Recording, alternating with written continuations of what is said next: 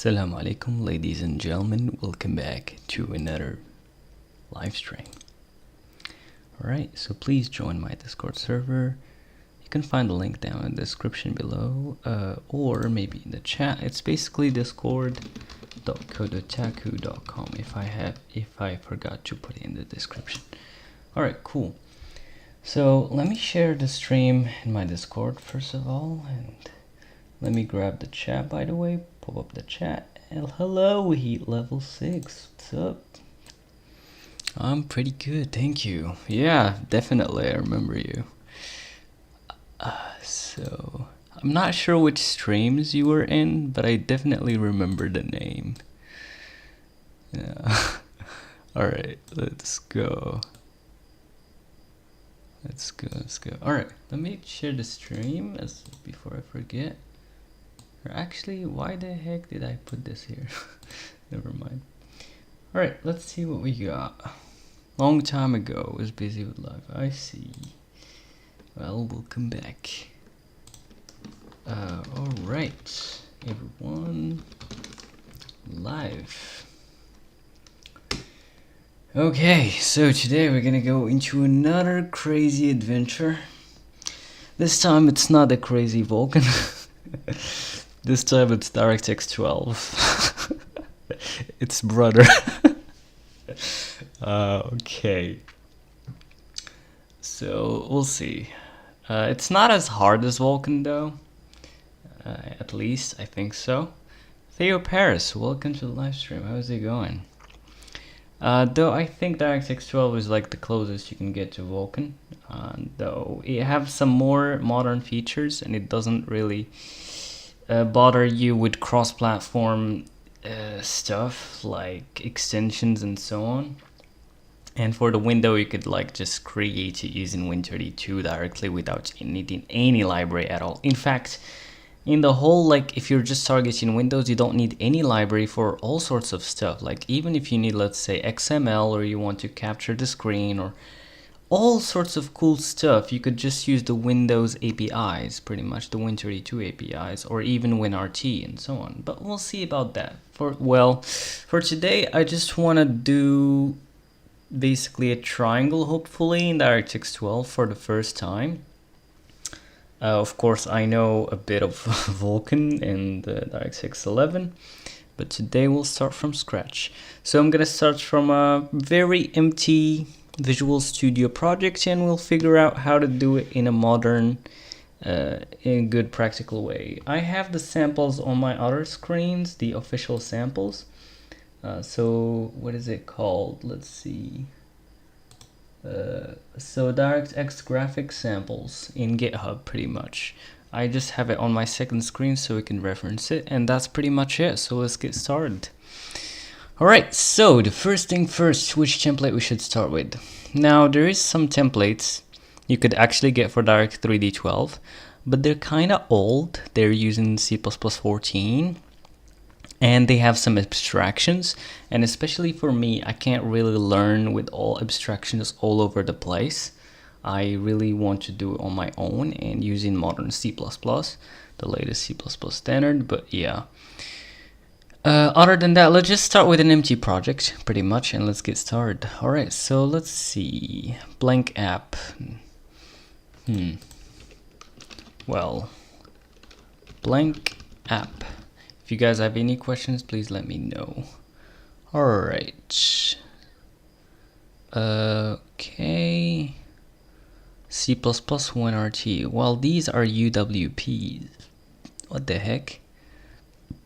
Blank solution. Okay, so let's just create an empty solution, I think, here. Or wait. Or let's just create a console app, fine. Because the other stuff like needs WinRT and the other crap, but yeah. What you been doing? Pretty much just been exploring the Windows ecosystem, Win2D, Direct2D, WinUI3, all sorts of cool projects that I want to cover in the future, especially WinUI3, using both C# and C++, also WinRT. And it was pretty fun, actually. It was pretty fun. I was able to prototype like XAML kind of Photoshop like UI, very quick. That was so cool. Maybe I'll cover it in a future live stream or something, but we'll see about that. Either way, let's start a new project. Okay, so Kodotaku DirectX 12, and let's create the project. First of all, we're gonna figure out the dependencies, because it's not anymore the best way to just like, so like the traditional way is you just basically go to properties, right? And then you basically, I think, go to the linker, and then you, not the linker, the input in the linker, and then you basically add your dependencies here like raw. But this is not a recommended way anymore. It's not like the best way to do it, you know, but it works. The best way is to actually use the SDK. What is it called? Because like basically that way what it do, you basically link to the system directly, and the system doesn't necessarily have the latest DirectX features, and so you gotta basically, you can't use all those features, right? But if you bundle the SDK with your application, you could like literally use any feature of DirectX right away on any system, on any Windows system. So it's basically kind of more portable. But anyways, let's see how we could do this. Well, we're gonna go to the Solution Explorer, and we're gonna use NuGet. You could also use VC package, but I'm gonna use NuGet if you're like using CMake.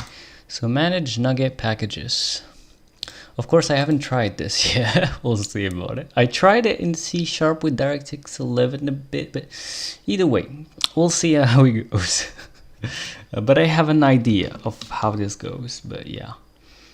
I really found no, like, what can I say? No great, like, up-to-date tutorials on DirectX 12. But we'll see. So let's see what we got here. I guess Direct 3D 12. Okay, so the agility SDK, this is what we need. This is what we need as far as I know. So let's add that. Is the stream fine, by the way? Did we have any drop frames? Not. Great. And let's see. Great. Alright, let's go back to business. Alright, so we added this NuGet. Cool. And I think pretty much that's all. We also probably need the D3D compiler, which is like dxil. So basically DirectX 11 actually only supports up to some shader level, I think 5 or something, but like DirectX 12 supports up to, you know, SM6, I believe, or something like that. Either way. But like instead of basically using the DXC, like FXC to compile the shaders, you know, we basically use the dxil compiler, the new compiler, which supports the latest features like, you know, ray tracing and all that crap, mesh shaders and so on. So let's also install this so we could basically, I mean, you could just use the command line and just compile those, you know, and just, you know, load the binary in. But here we're just going to compile the shaders at runtime, hopefully. So let's install this. And they're trying into a project that targets native, but the package is not yet. Oh, crap. Oh, this is SharpDX, my bad. Let's see how we could D3D compiler. Let's see. Or maybe we don't need any compiler.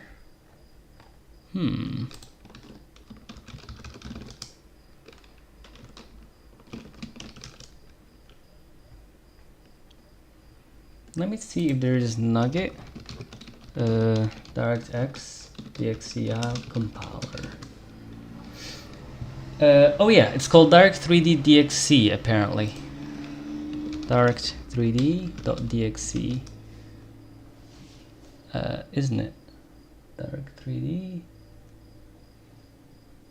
Should be here. What the heck? Wait, what? Bruh. Like, I mean, look at this. It's right here. So what's up? Let me just copy this thing. Okay, I don't know why it didn't show. That's weird. Why does bro got a cricket? It's the night. It's the middle of the night. 2:49 a.m. That's the only time I can code. Or at least I think I'm coding. Get the flat oxygen. Alright, let's see. Alright, so we got the compiler, great. Now I think we could probably start. Well, before that we also need to add some external global variables. And we could just remove this right now. Okay. So next up I need to figure out the external. I'm gonna search for them. So extern, so DirectX agility SDK extern variables. Let's see, because you do need to define some variables. I'm just gonna look at the documentation of it. Let's go, here we go. Let's see if we can find it here. Alright, so as you can see, without NuGet you'd have to basically do some weird crap with DLLs and so on. We don't have to, we just need to make sure to add some two variables, which I'm not sure where it is. Oh, actually it is using this. Cool. Oh yeah, here we go. Oh, apparently it's here, Direct3D12 NuGet. Let me see.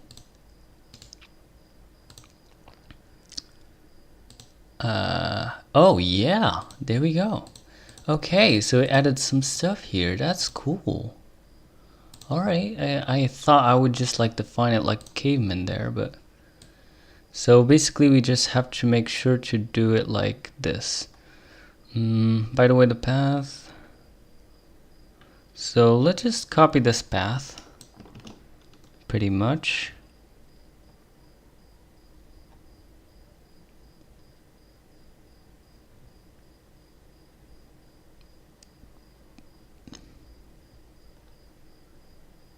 Is that it? Because I remember you also... Oh yeah, there you go.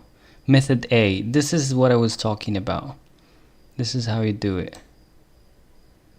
But I just... Well, let's do it in both. Why not? Or actually, it's already in here. Yeah, it's already... So I just gotta add those variables apparently. So yeah, let's just copy these variables and put them here, I think.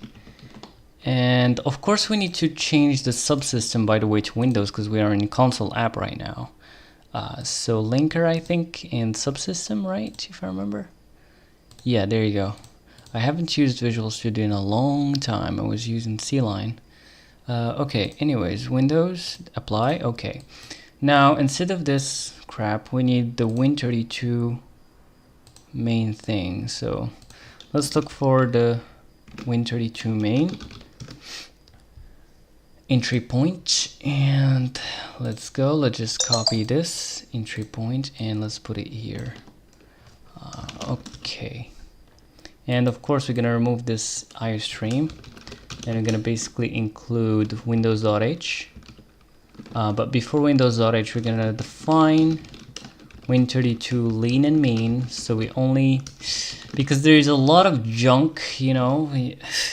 Win32 have been developed like years, decades, not just years. So there's a lot of junk there. We could basically not include a lot of the junk just by defining this, right?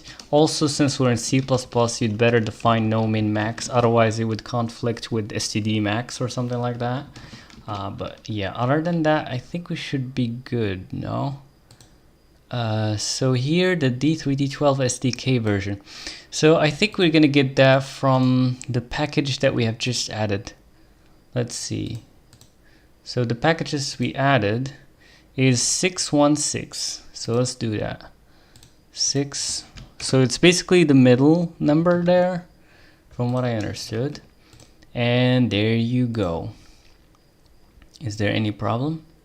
Can be made static. There you go. Here's where it's defined. Pretty much. That's cool. All right, let's go back here and let's see if this even works. So we're gonna return 0, and let's see.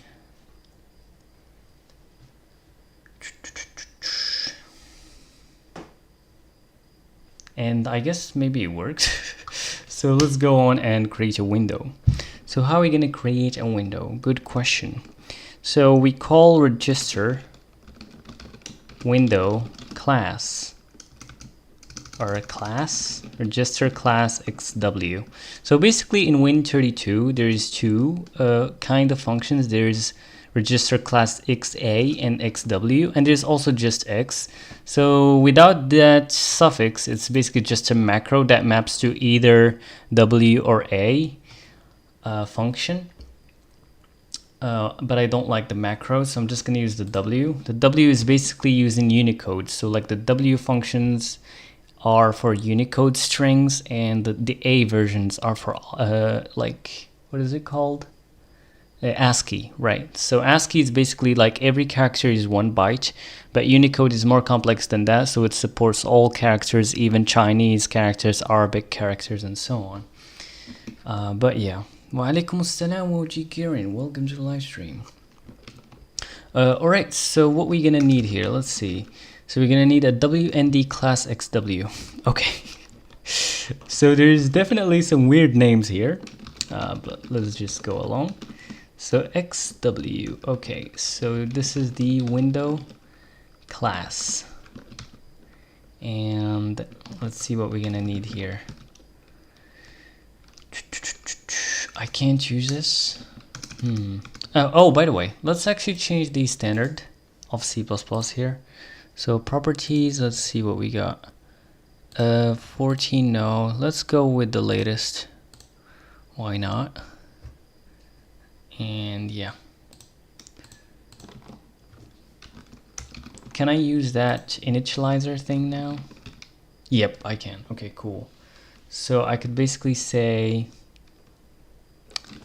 size, CB size. This, make sure to set it to size off, otherwise this wouldn't work. So WND class XW, and that's basically it. There's a lot of stuff here, but we're just gonna set some few things that are really required. So the H instance, why do the Windows API function need a wide string? So to basically support all languages, to support Arabic, to support Chinese, support Japanese characters, and all sorts of things. Like 1 byte, which is just from 0 to 255.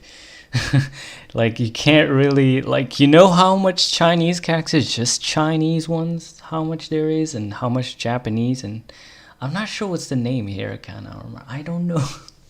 Anyways, and by the way, if you use the A versions, like the ASCII versions of this, which is basically 1 byte per character, the Windows API, what it would do basically, it would actually go ahead and translate that to Unicode first, then call the Unicode function. So there's overhead if you use, so don't use the like ASCII version.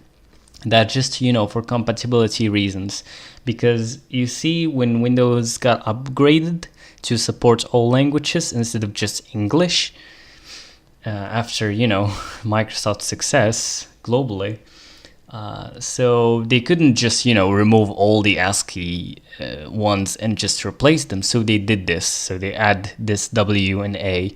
Also, there's some functions that have this suffix X. Basically, it means extended, which means there's some more arguments, like you have some more knobs to control in these functions, some more arguments, for example, or maybe some safety features or some security stuff, whatever. So, because basically you can't really remove the old ones, so you just gotta add new ones, new functions. But yeah, so here we're gonna pass in the H instance. Let's see, what's next? We also need the LPSZ class name. This is also required. And of course, to make Unicode strings, we use this L thing here. And the L, you could call it whichever you want. Just make sure it's not an empty string, otherwise this wouldn't work. So Kudotaku, I don't know, DirectX 12. Let's go. And what else? Do we need anything else? I mean, there's a lot, but most of them are just optional. You could leave them as they are, as long as you initialize the struct with zeros, you know. L instance, H icon. We also need this LPFN WndProc. Yeah, that's the final thing we need. Right now we could just pass in the default WndProc, I think. Right? I forgot what it's called. So let's look for it. Default WndProc Win32. So diff WndProc apparently. Yeah, there you go. WndProc W. I think that's maybe it. This? What? Why this doesn't work? Oh, out of order initializers. Can you fix it? So basically these initializers require that you set them in the right order, which really annoys me. If anyone got a solution for that. But yeah, this is the right order apparently. Alright, cool. Now that we got the struct ready, we could just pass it in here. And there you go. Now this register class XW, it returns an atom. And let me make sure to reference the Win32 API to make sure the errors are right. So register class XW API. I think it probably just returns 0. If the function succeeds, the return value is a class atom that uniquely identifies the class being registered. If the function fails, the return value is 0. Okay, to get extended error information, call getLastError. Okay, cool. So if this is equal to 0, then we have failure, right? So, and we could get like the actual error by saying getLastError, and this would give us an error code from Win32. Now we could actually get a message out of this, though I think we could probably just throw an std system error. Let's see. I think system error, was it? Let me check it out. std system error. Oh yeah, std system error. Whoops. System error. Let's see if we can import it itself. Yeah, add include system error. There we go. And now with this ticks, because I remember it actually works out. So int ev or ec. So get last error. So we're basically gonna throw an exception if this fails. And that's basically it. Though this actually requires a system error code.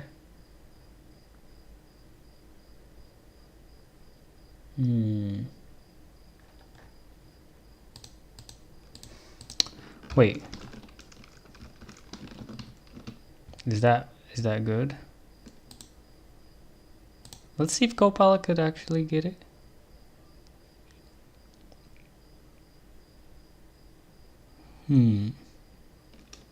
Because I remember using this some time ago, like maybe even years or... Oh, there you go. All right. Let's see.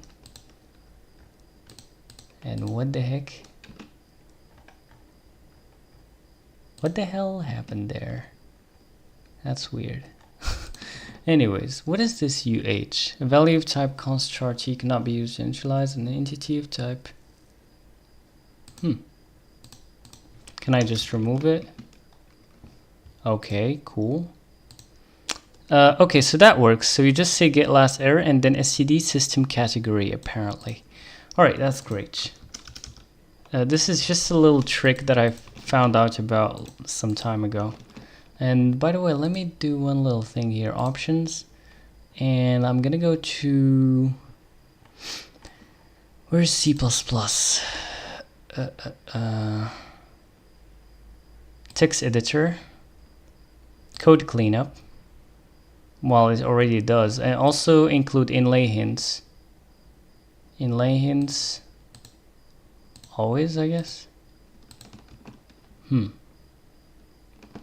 I don't know why that doesn't work, but anyways, fine. So now that we registered the class, we could actually create a window. So let's create a window. CreateWindow XW. Now this requires a WX style. We're just going to keep it as 0. The LP class name, it should be the same as this class name right here. So this is the class name, right? So auto class name is equal to this, and now I could basically pass it here. Next up, we need the LP window name. So this is basically your window tile. So I guess let's say Kodochaku DirectX 12, but of course it should be UNICODE, and there we go. Now the DW style. So for this, we're just going to use overlapped window. By the way, a lot of these details doesn't even really matter. There's just a lot of legacy stuff, most of it. So the X and the Y of the window. Let me check out the sample, but I think you could just go with, let's see, the sample. Win32 application, and let's see what it's using here. Okay, just using CW's default. Okay, because we don't really care where the window's position is. So CW use default. And then the width and the height. So here where you can actually set the width and the height, but of course you shouldn't do this like this, because the width and the height here would also include the title bar. So the actual drawable area wouldn't be 800, 600, it would be less than that, at least in the height. And who knows, especially if like there's some different decorations or whatever. So what we use to fix that, we use a function called AdjustWindowRect. AdjustWindowRect, and even there's an EX version. I don't know if I could use this one, but like you have an LP rect, and you could even give it B menu. Okay, so you basically create a rect here. This is your window rect, right? And all right, and now we could just pass in the window rect, and then here the DW style. So basically make sure that it's the same as the style you passed in here. Make sure that's the case.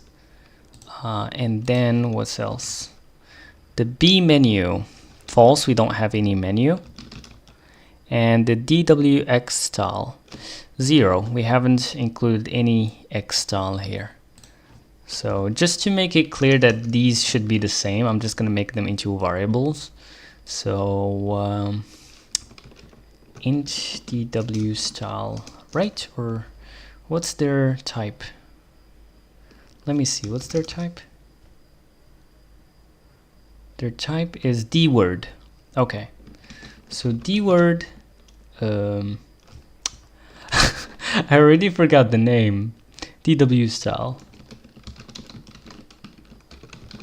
Okay, is equal to this, and I'm just going to use them in both places so I could make sure that if I ever change this it would be correct.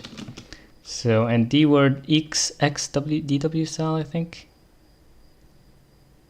DWX style, okay, DWX style is equal to WS overlapped window. Okay, perfect. Now we're just going to use this here, and we're going to use this here, so we can make sure that they're the same. All right, so next up here, in the width, so basically the rect here contains an X, so like left, top, right, and bottom. So left is basically the X-axis position in the left, like the offset. It's usually just 0, but who knows. Top is like the top, you know. So basically that's where Y-axis starts, like the coordinates of the window. And the right and the bottom, again, the coordinates of the right border of the window and the coordinates of the bottom. So now we actually, what we want is not the positions of the borders, we want the size. So basically the distance between the left and the right, and the distance between the top and the bottom. So how we could do that? Well, we come here and we basically say window rect. Well, basically what we need here, first of all, we need the in width. Okay, so let's start with that. So window rect dot right minus left, I think. Window rect dot left, and then here the height. So basically the window rect dot, I think, bottom minus the window rect dot top, and then we have the HWND parent. So the parent window here, so HWND basically is a window handle, right? Because like this create window, for example, would give us a Win32 handle, which is basically called HWND. Now what these parents are for, like for example, let's say you want, like let's say a dialog, like when you click on something and you get a dialog on top of your main window. That dialog, the parent of it would probably be the main window. Why? So you could do things, for example, like you could configure it so, for example, you can't really interact with the main window without, let's say, closing the, or like handling the child window. Or let's say if the main window got closed, then also the child windows would get closed. But of course here we're not going to be using them. I just wanted to give you some context there. The H menu is basically the menu like this, file, edit, view, blah blah, but we're not going to be using them here. So we're going to say null ptr H instance. So basically every single process in Windows or in Win32 have an H instance handle. It's basically your like your application ID, or actually not even your application, this specific instance of the application, because like your application could be ran multiple times, you know, and each time each process would have its own kind of ID card, right? Like national ID, right? And that's basically the H instance here. That's what it is, really, too simply. Here the LP param is like a parameter that would be passed to the window loop later on that we're going to use to actually create a C++ class later on. But for now we could just keep it simple and say null ptr. You're going to see later on what that LP param is about. It's very useful for C++. Even for C, if you want to have, like, basically most tutorials I've seen out there, they do something really stupid, which is like create global variables, and I, as a perfectionist, I really hate them. So I actually would just create, if I'm in C, I would just create a struct. If I'm in C++, I would create a class, you know, and then that class would contain all my variables instead of having globals everywhere, which really stink. Yeah. All right. So other than that, we're good. So this should give us a window. Perfect. Let's see if this even works, actually. We haven't completed the whole thing yet, but this should create a window. Yeah, it's probably just closing real quickly. So let's continue what we need.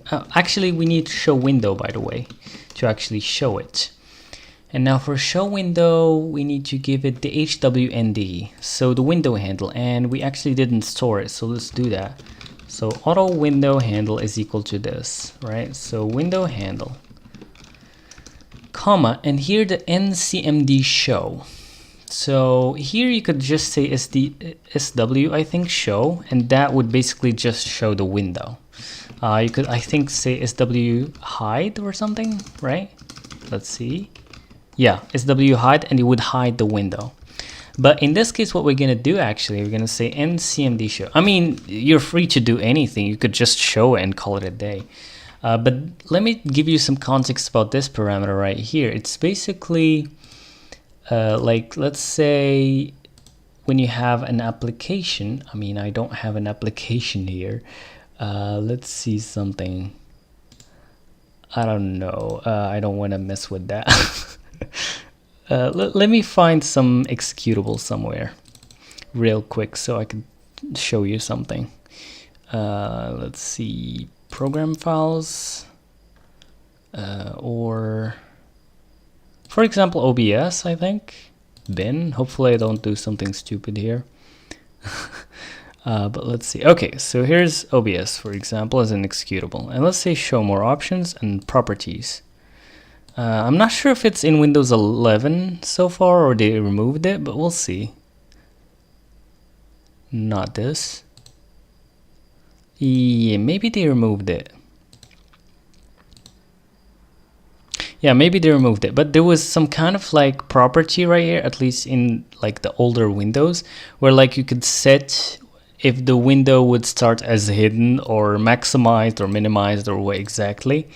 And that's basically what NCMD showed that you get here. But yeah, it's just kind of like a convention. We just do it anyways. But yeah, other than that, we should be fine. Let's see if this gets a window. And we haven't got a window yet. Okay. Well, let's complete the whole picture. So here we need the loop, the game loop, or the application loop, or whichever. So basically what's going to happen here is that we're basically creating a window, but then we're immediately exiting the application, which of course would destroy our window, which we don't want that. We want to keep it up. So we're going to use peak message W, and this takes an LP message. So basically a pointer to an MSG struct. Then what else? So here, wait a second. All right, let's see. So here we have HWND. Don't pass anything here, because if you pass the handle that you have here, what's going to happen is it basically would only give you the events of that specific window, but you still want the other events of the whole thread, basically. And now W message filter min. Here we're just going to say, I believe 0, 0. We don't want to filter anything. And remove message. Here we're going to say PM remove, meaning remove the event after we're done with it, I think. And also right now we're basically just going to translate the message. And of course we're going to use the W version here. Oh, actually there's no W version there. And we're going to pass it the message struct. And then we need the dispatch message W here, and we also pass it the message. This have to do with some, you know, keys, translation, and so on, the keyboard stuff, like this one right here. But we don't have to bother with that. I'm just gonna check the sample real quick to make sure I'm doing it. Well, not the exact same, but yeah, because I believe this also returns 0. Let me see. Win32 application. Okay, so this is what they're doing. While message.message not equal to, so they're basically doing it like this. While msg.message, oh what? Well, message.message, okay, not equal to wm quit, because this could give basically quit. And then they're basically doing this, but instead they're doing if. Right, so while we don't want to quit the application, we didn't get the wm quit message from the application. Like, for example, if the user closed the window. Using initialize, okay, let's make sure to initialize this. By the way, you can see some legacy code using 0 memory, you know, like this. And then you basically give it the struct and it would 0 out, but you don't need that anymore in modern C++. You could just initialize it like this, pretty much. And that's basically it. And let's hope we get a window, unless if I'm making some mistake here. Oh, the window rect is initialized. I don't think that matters, because AdjustWindowRect would do it for... Actually, no. Oh, yeah, I see. I forgot to actually set the... Yeah, I forgot that. All right. Let's set the window width and height that we want. I think we basically have to do it here, right? So right is equal to the width, basically. So I guess 800, and then bottom 600. And yeah, let's try this out.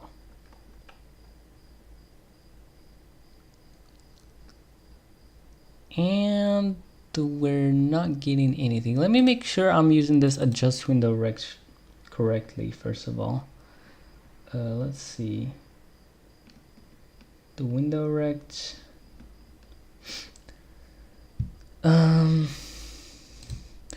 Right and bottom. Yes, I am using it correctly. Great. And what we have here. Let's check for errors though. So we checked for errors here, but we haven't checked for the other ones. So this returns a bool. Honestly, maybe I could just, use the default one because I'm not sure if the other one actually works. Let's see.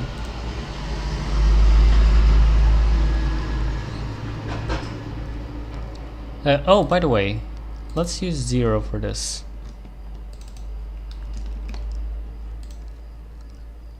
I might be okay, so it works. All right, there we go. So we get our window, no libraries, no nothing, and it's using 2 megabytes of RAM. Okay, that's pretty sick. All right, now let's actually make sure we handle some extra stuff. And notice that when I close the window, the process is still going, because we're not actually giving it any WM quit. When the window gets closed, it doesn't send this message, WM quit by default. You know why? Because our window procedure, we're using just a default one, which doesn't actually quit the application when the window gets closed. So now we actually need to create our own window procedure here. So yeah, also let's make sure to handle the errors just in case. I'm just gonna look for the MSDN documentation real quick just to see the error codes and so on. Indicates whether the window has a menu. Okay, if the function succeeds, the return value is non-zero. If the function fails, the return value is 0. Okay, so if it fails, then the value is actually 0, sure. So if it's equal to 0, well, actually we don't even need this. So basically if the line you have here is one line, then you don't need the extra braces. Hey there, I'll be studying IT soon at university. Do I really need coding skill when GPT can code for me? What do you think? How much I should be committing into coding?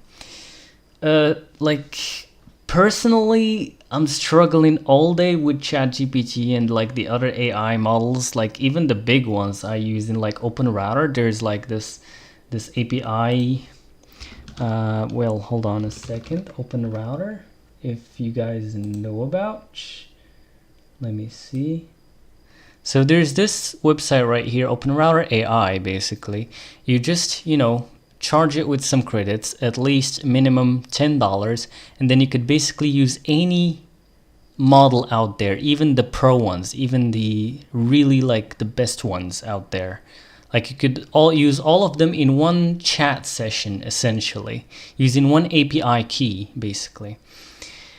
And even with all these crazy models, and it still doesn't figure out a lot of stuff. It's really useful with, small things and getting ideas going and so on, but anything extra, you really need a human in the loop. So just keep going, don't worry, there's no AI would take care. I wish you can automate my job, don't get me wrong. I love coding, but if it did work, then I would be the first to actually automate my job. Right? But it just doesn't work that way. It's especially when it comes to really low level and advanced programming and performance and so on, and especially security is really effed up if you just use AI without any experience. But if you have coding experience and you know what you're doing and you use AI as an assistant, that's the best. That's pretty much the best. So you see, in the past, you basically had the CEO, right? And then he have a lot of employees, right? A lot of coders, developers. But right now, sometimes with the help of the AI models, what you could find in the wild, and this actually exists, is that you could have one crazy 10x developer, right, with AI models on his side, and he could be basically working multiple jobs at once. Because he knows what he's doing, and he's just using the AIs to assist, not to, like, you know, produce the code like entirely. That just doesn't work. I just vibe coded an entire e-commerce website and got paid, and they thought it was full stack. Actually, full stack, I was really thinking it was like easy, like web development, at least the back end. I thought it was easy, but then I got into it with C#, ASP.NET. Oh my god, I was surprised. There's a lot that goes into it, actually, like for real. It's at least the back end. The front end, on the other hand, I also tried it. The front end, basically I really love system development, like low-level development, you know, using C++ and so on, and like using the system directly, and that really felt like I'm standing on a shaking ground, like libraries everywhere. Like, you need to, do you use React, do you use JavaScript, do you use TypeScript, do you use some vanilla CSS, some I was really like so confused. What the heck is going on here? It was everywhere, so fragmented. Like, everyone is doing his own thing. Like, the main thing right now is React, but yeah, that's basically the front end. If you guys have any other questions, please let me know. Either way, let's go back to our business right here. And all right, so let's see what we did. So this is good. Now, how about the show window? Let's see the show window, Win32 API. Okay, let's see this one. The return code is, if the window was previously visible, the return value is non-zero. It doesn't really matter. It just returns if the window was hidden or visible before. We don't care. It's not really an error, basically. And that's essentially it. How about translate message and dispatch message? Let's see. So the return value, the message is not translated, the return value is non-zero. It doesn't really matter, actually. I want to become LLM Ops Dev at Future, working more with Python, Docker, and Kubernetes. But your video got my attention too. Can you tell me what you were doing? I'd like to understand what's going on. I kind of tried like DevOps before, and even cloud computing stuff. It's honestly very interesting. It's like, what can I say? Working more Python, Docker, and Kubernetes. But your video, can you tell me what you were doing? Alright, so these fields are both quite interesting, pretty much. And what I'm doing here is basically, instead of using a library like SDL, or using Pygame, or using, let's say, what else? Using Go.GameEngine, or using any other kind of library or application that would create the window for me, that would talk to the operating system, to Windows, to create a window. What I'm doing here is I'm talking directly to Windows through its own API. It's called Win32 API, to create a window. That's basically it. So I'm talking directly to the operating system with no middleman, basically handling my business. It's like I'm doing everything on my own, essentially, in C++. That's basically, if you guys have any other questions, please let me know. What I'm basically want to try to do here is, right now I'm creating a window so I could basically talk to the GPU later on using DirectX 12, and to basically draw stuff into this window directly. I'm gonna talk to the GPU directly through the DirectX driver. The DirectX is basically, what can I say? It's a modern graphics API. Hey, I always wondered this. At which point does the DirectX Vulkan projects become a game engine? Honestly, like, making a DirectX or Vulkan like render is like creating a GPU driver. Like, basically, you had OpenGL, you know, and you had these APIs like DirectX 11, and these were handling a lot of stuff for you through the driver, of course. So basically you just tell it what to draw, you tell it to draw this and draw that, and it just does it. Like the driver figure out what you want, it just do a lot of guessing. It does its best. Sometimes it fails to guess what you want to do or what you're trying to do, especially if this is something that is weird, not usual. So basically that whole business was in the driver. And the API is kind of like just a language. It's like a protocol. So like it just defines how we talk, like how two systems talk. So for example, for me, I'm Moroccan. So my main language is kind of Arabic, not like exactly like the official Arabic thing. It's, a dialect. But to talk to you guys, I need to use English, the API, the universal API that anybody could talk, like understand. And so basically here, we made this language called Vulkan, and we made this other language called DirectX, and we have this other language called OpenGL, right? And these are, like, we create this protocol, this language, it's in the spec. Like if you look for Vulkan spec, you could see each function, what parameters it needs to get, what's the expected behavior if I call it with this and that, what's the valid usage.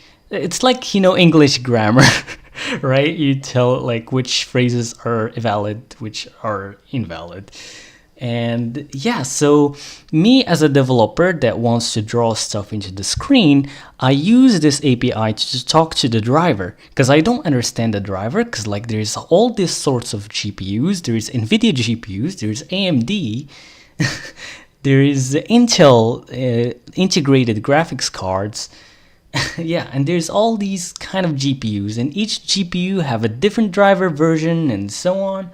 All of this business, I can't really like create my code to talk with all these drivers. So what I do, I use a unified language that these drivers could talk.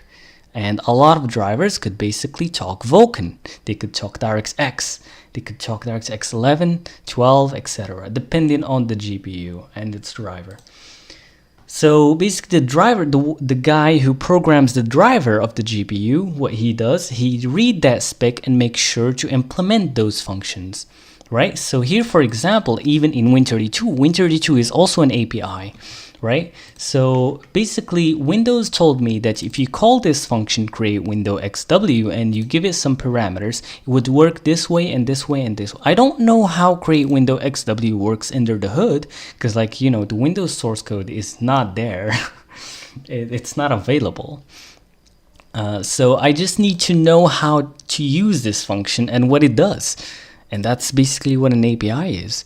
Do you have a job? Are you a game dev? C++ looks cool. Currently, I had a job, but I actually ended it because I wanted to explore some more stuff. Like, I find this very interesting, rendering and so on. In fact, I pretty much explored a lot of languages, like more than 10 languages pretty much. My favorite are Rust and Zig. But I just sell with C++ and C, especially C++. I mean, it's not that bad after all, at least the modern C++. But I found the C++ ecosystem way bigger and way more supported. For example, DirectX 12, the official way you do this is using C++. Though you could also use C, you could use Rust, you could use C#. You could use all sorts of language, maybe even Python if there is a binding out there for it. Who knows? But like the official way and the expected way is C++, so you find a lot less friction when using C++ for this job, right?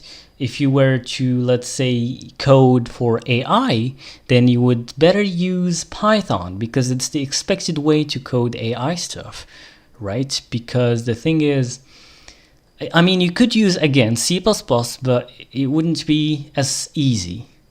So, yeah, hopefully that... Are you game dev? I was actually interested in game development, but to be honest with you, I'm not interested anymore too much in game development. I'm interested into tool development, especially like... So, basically, I started off as a kid, like 13 years old, interested in games. Right, in how games are made. But once I kind of figure out the basics of how games are made, I got bored. And I figured out that I didn't really want you to make games. I just wanted to understand how they work. Right? So, and that wasn't enough. So I basically dig deeper, right? Until I found, of course, C++, DirectX, OpenGL, Vulkan, and so on. So I'm interested more into how actual game engines work. So instead of using a game engine to make a game, right now I'm interested in how to make the game engine itself. That's basically what's going on here. That's awesome. I do a lot of game dev in Unity on side projects. I'm a backend dev in my day job. I've always been super curious about what you're doing. Oh yeah, it's very cool stuff. It's a bit too difficult, but it's very interesting. When I have time, I'll probably make a game of live such in DirectX. I recommend beginning in DirectX 11 if you want to start there. It would be way easier than DirectX 12. I do have some experience with Vulkan, so I would expect DirectX 12 to be a little bit simpler for me. I'm not sure, we'll see how it goes. But I do expect that. But if you're just starting in APIs, I would really recommend DirectX 11. It's the middle ground between something like OpenGL, which sucks in its own way, though it's easier, and Vulkan and DirectX 12, which are very hard. Because, like, as I said, in DirectX and Vulkan, what you basically, it's like trying to make a driver from scratch. You tell the GPU exactly what to do.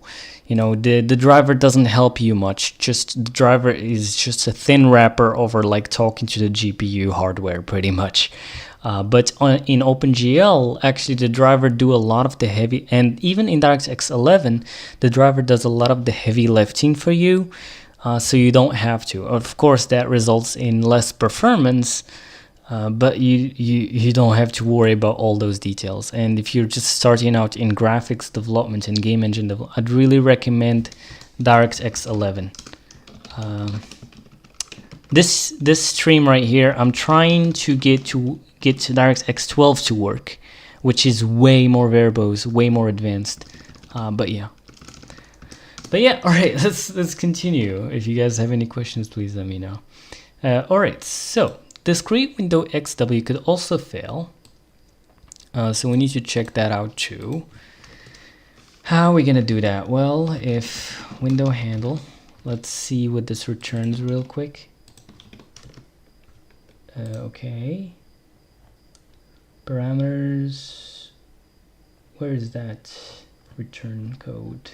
Return value, the function typically fails for one of the following reasons. If the function fails, the return value is null. Okay, cool. That's to be expected. I just want to make sure. So if window handle, is equal to null, because, well, null PTR, because this is like the HWND is basically just a type alias to a pointer.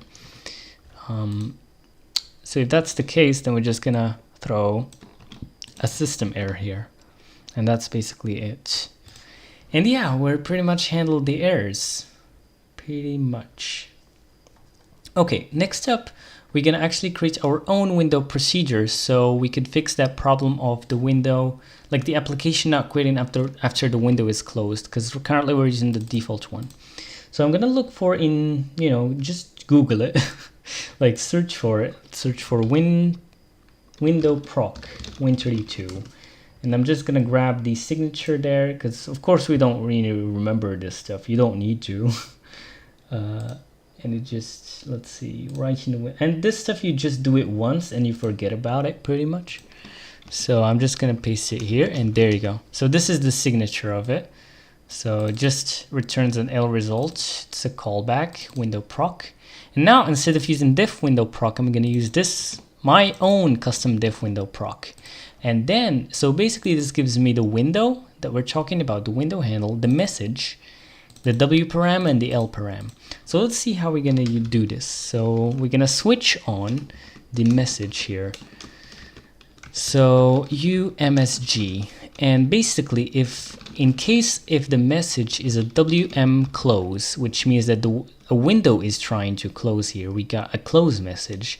What we want to do is basically post a quit message. We want to tell the application to quit by sending it a WM quit message that we are checking for here. and here we give it the exit code. Since we're exiting with a success, then we're just gonna say 0. And hopefully that's it.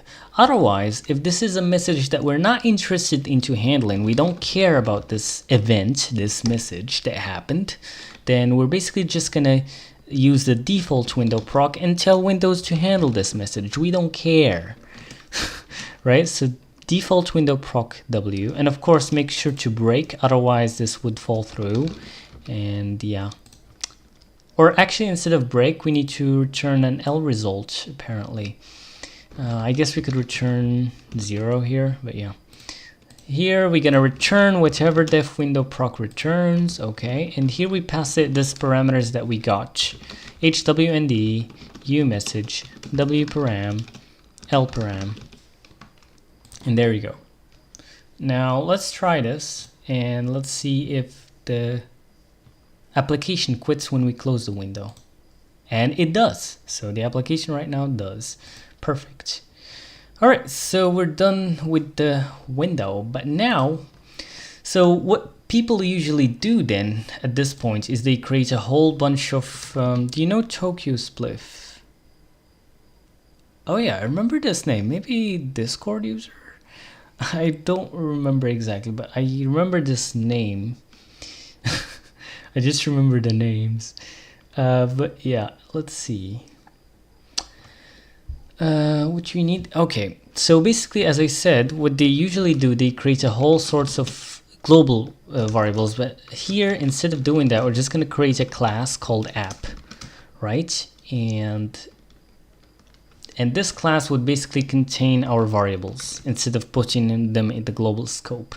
So we're going to have private HWND window, HWND window, and that's basically it. And then we're gonna have a public app.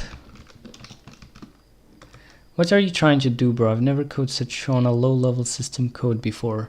Right now I just basically used talk directly to Windows, so I basically told it to create a window for me, right? And then I handled what happens when the user clicks on the X button, basically with the window, and it basically just closes the app right now. Right now, I'm trying to just set up the code, structure the code, so we could go into the next step, which is basically talking to the GPU so we can draw something into the window. Of course, I'm not using any libraries here. I'm using Windows directly. So that's basically what I'm doing. All right, so let's see how we're gonna do this. So we're gonna create an app here, I think. Application app, right? And we're gonna actually do all of that there, I think. Let's see. Oh, this is some kind of a GUI library trying to build. You could tell so. Like, you could either be building GUI or you could be building a game. Doesn't matter. It's like, you know, the Windows UI is like basically on Windows, all your games and at least almost all your games and all your, you know, UIs and so on, and even Windows itself is being made using DirectX like in the bottom. That's basically, it all starts here essentially. That's basically how it goes. All right, so let's actually put this whole thing there. Actually, I guess let's put all this here in the constructor, hopefully. And basically here we're gonna need the H instance. H instance. And we're gonna need the ncmd show.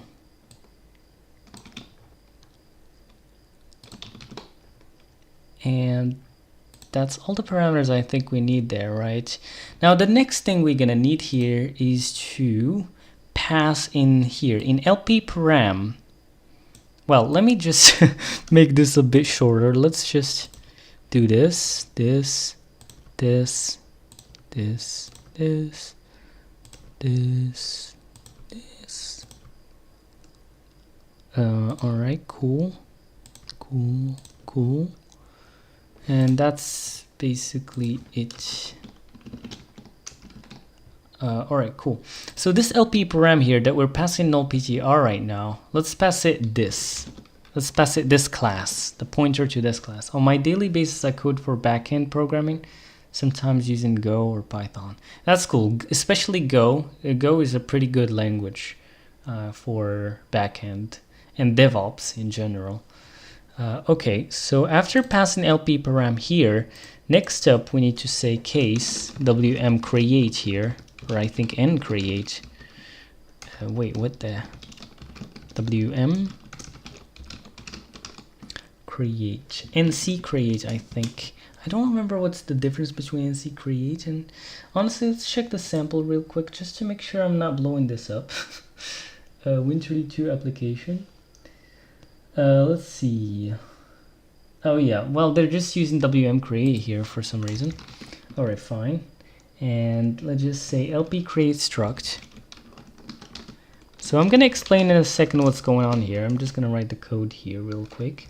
So p create struct is equal to reinterpret. So basically it's essentially just l param, and then we have to cast that. And then we set window long ptr to HWND. I'm gonna tell you what I'm doing in a second. GWLP user data.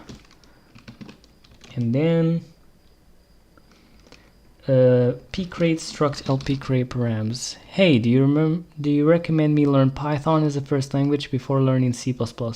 It depends on what you want to do. Like why you're learning programming. P create struct lp create params, and there you go. Yep, pretty much. That's basically it. And now we just need to reinterpret cast this. So let me show you what's happening here basically. Let me explain. I'm gonna try to explain here. So right now we're inside of this constructor of this application here to be able, you hack NASA. To be able to hack NASA. If you want to hack NASA, you probably won't. Well, honestly, you could probably do that in Python. It depends. Like, tell me more specific stuff. Okay. So anyways, here CreateWindow here LP param, we're passing a pointer to this struct right here, to this class app. We're passing this to CreateWindow in LP param. And what this happens to it, it goes to this L param here in the WndProc, right? And then what we do is we set the window long PTR here, GLWLP user data. Where basically what we're doing here, we're attaching our application pointer to this window. So later on, when we get another event for this window, we could actually get the class pointer out of the window itself. I'm learning front-end right now. Feels like I'm learning 50 things. Yeah, exactly. That's why I didn't like it. I really wanted something more solid to stand on, and that's the only thing I found in, like, I found that in low-level programming, in system programming. Because, like, for example, Win32, it didn't change, like, for I don't know how much. Like, let me ask ChatGPT real quick. When Win32 was created, let me see. So like 1993. So that's a lot of decades, and it didn't change since, pretty much. Just a few added things, and that's it. So yeah. All right, let's see what we got here. So basically we're passing this LP param here, it gets passed here, and then we basically cast this into an LP create struct. And of course I do need to cast this manually using reinterpret cast. And I need to cast it to this struct right here. And this struct is basically, let me show you what it contains. It contains these stuff right here. And one of these stuff is like the class name that the window got created with. So basically this is like the window creation parameters, the parameters that we pass to the window creation. We get access to them here in this callback. Because this is a callback, we don't have access to the variables in this scope right here. So we basically do this trick to get access to those parameters. And then out of those, we take the LP create params, we take that parameter. Hopefully that makes any sense, but let's see. You don't really need to remember all this, by the way. Let me just tell you that you just do this once. For creation of the window, you just do it once and you're done. So yeah. And what's up? Okay, so we need to reinterpret cast this too. Yeah, let's reinterpret cast this too. And let's go. We need to reinterpret cast this to what? Let me check out the sample real quick. A too long PTR. Okay, fine. This is what it's expecting essentially. So as you can see, I don't need to remember much. I just check out the API documentation and that's basically it. And we're done. So right here, we just attach the application class pointer to the window. I want to get into system level programming. I guess you gotta start with C++. Focus on only one framework or recommend React or Vue. Vue I think is nicer, but React is like the standard kind of right now, the industry standard. So like you're gonna find more tutorials about it. And if you're just starting out, I really recommend to just start out with something that is really popular. Like if you're starting into game dev, then start with Unity. You know why? Because you're gonna find a lot of tutorials right there. I actually made this mistake myself and I'm still making it every time, but I just can't help myself. You know, because I always strive to like find some better way to do things.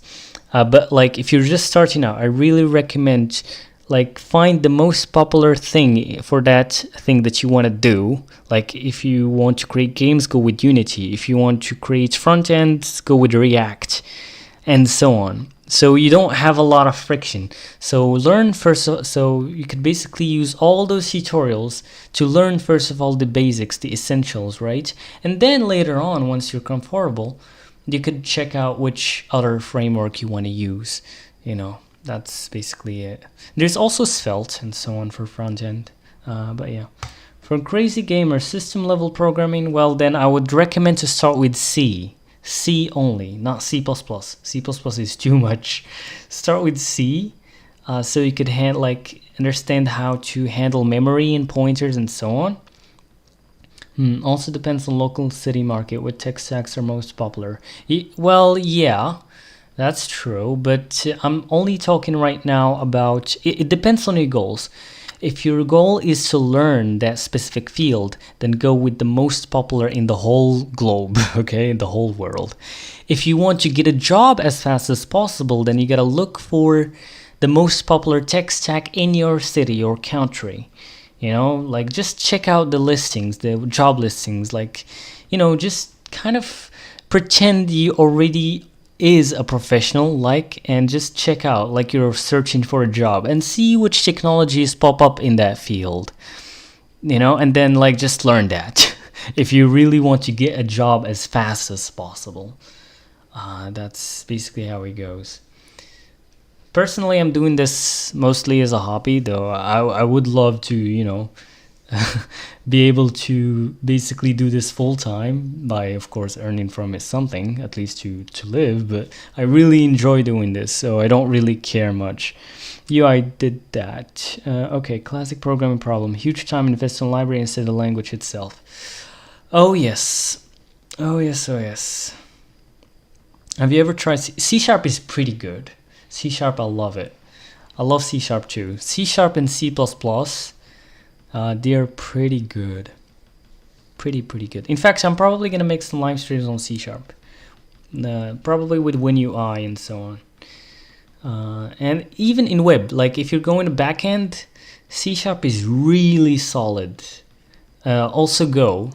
C# and Go, and Rust. But Rust is too much friction. I really love Rust. It's actually my favorite.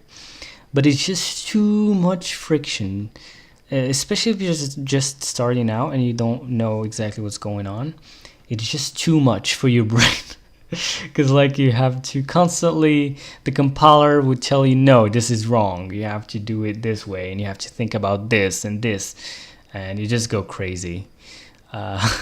C++ just allows you to shoot yourself in the foot, do whichever the heck you want, but if there's a problem, figure it out yourself. Rust, on the other hand, doesn't allow you to do anything unsafe. But on the other hand, you really... it's a lot of pain. Personally, even like if I was only gonna use C++ for my whole life, I would still go through, I would start with C, first of all, to actually get hold of memory and so on. Then I would go to Rust to learn abstractions, safe code, and iterators, and all sorts of crazy stuff, right? And then I could go back into C++ if I want. There's also Zig. Zig is pretty interesting too. I'm also keeping track of that. But currently I'm just sticking with C++ because it's the most supported and they have the biggest, you know, ecosystem, and I really like to try, you know, a lot of libraries. I like to experiment with multiple libraries and so on, and like stick them together, and C++ is the perfect for that for now. Do you have any recommended resource to begin with C? Wait, is Rust your favorite? Yeah, it is my favorite. Do you have any recommended resource to begin with C? C. I honestly, I don't know. I don't have any particular resource. Maybe I could make some tutorials if like people want it on C. Honestly, I don't know of any. I just like, you just learn it along the way. I don't remember. Do you have any? Okay, so does C# have a lot of boilerplate? Java drives me crazy with it. No, C# is pretty good. Like it's not like Java boilerplate. So yeah. Yeah, C# is very like Java. Microsoft wanted a Java clone when they made it. I mean, there is like, it depends. So there is some crazy boilerplate in C# too, but like if you just write your own code, then you don't have to, basically, but yeah. Anyways, let's continue with the code. So, great, let's see what we got here.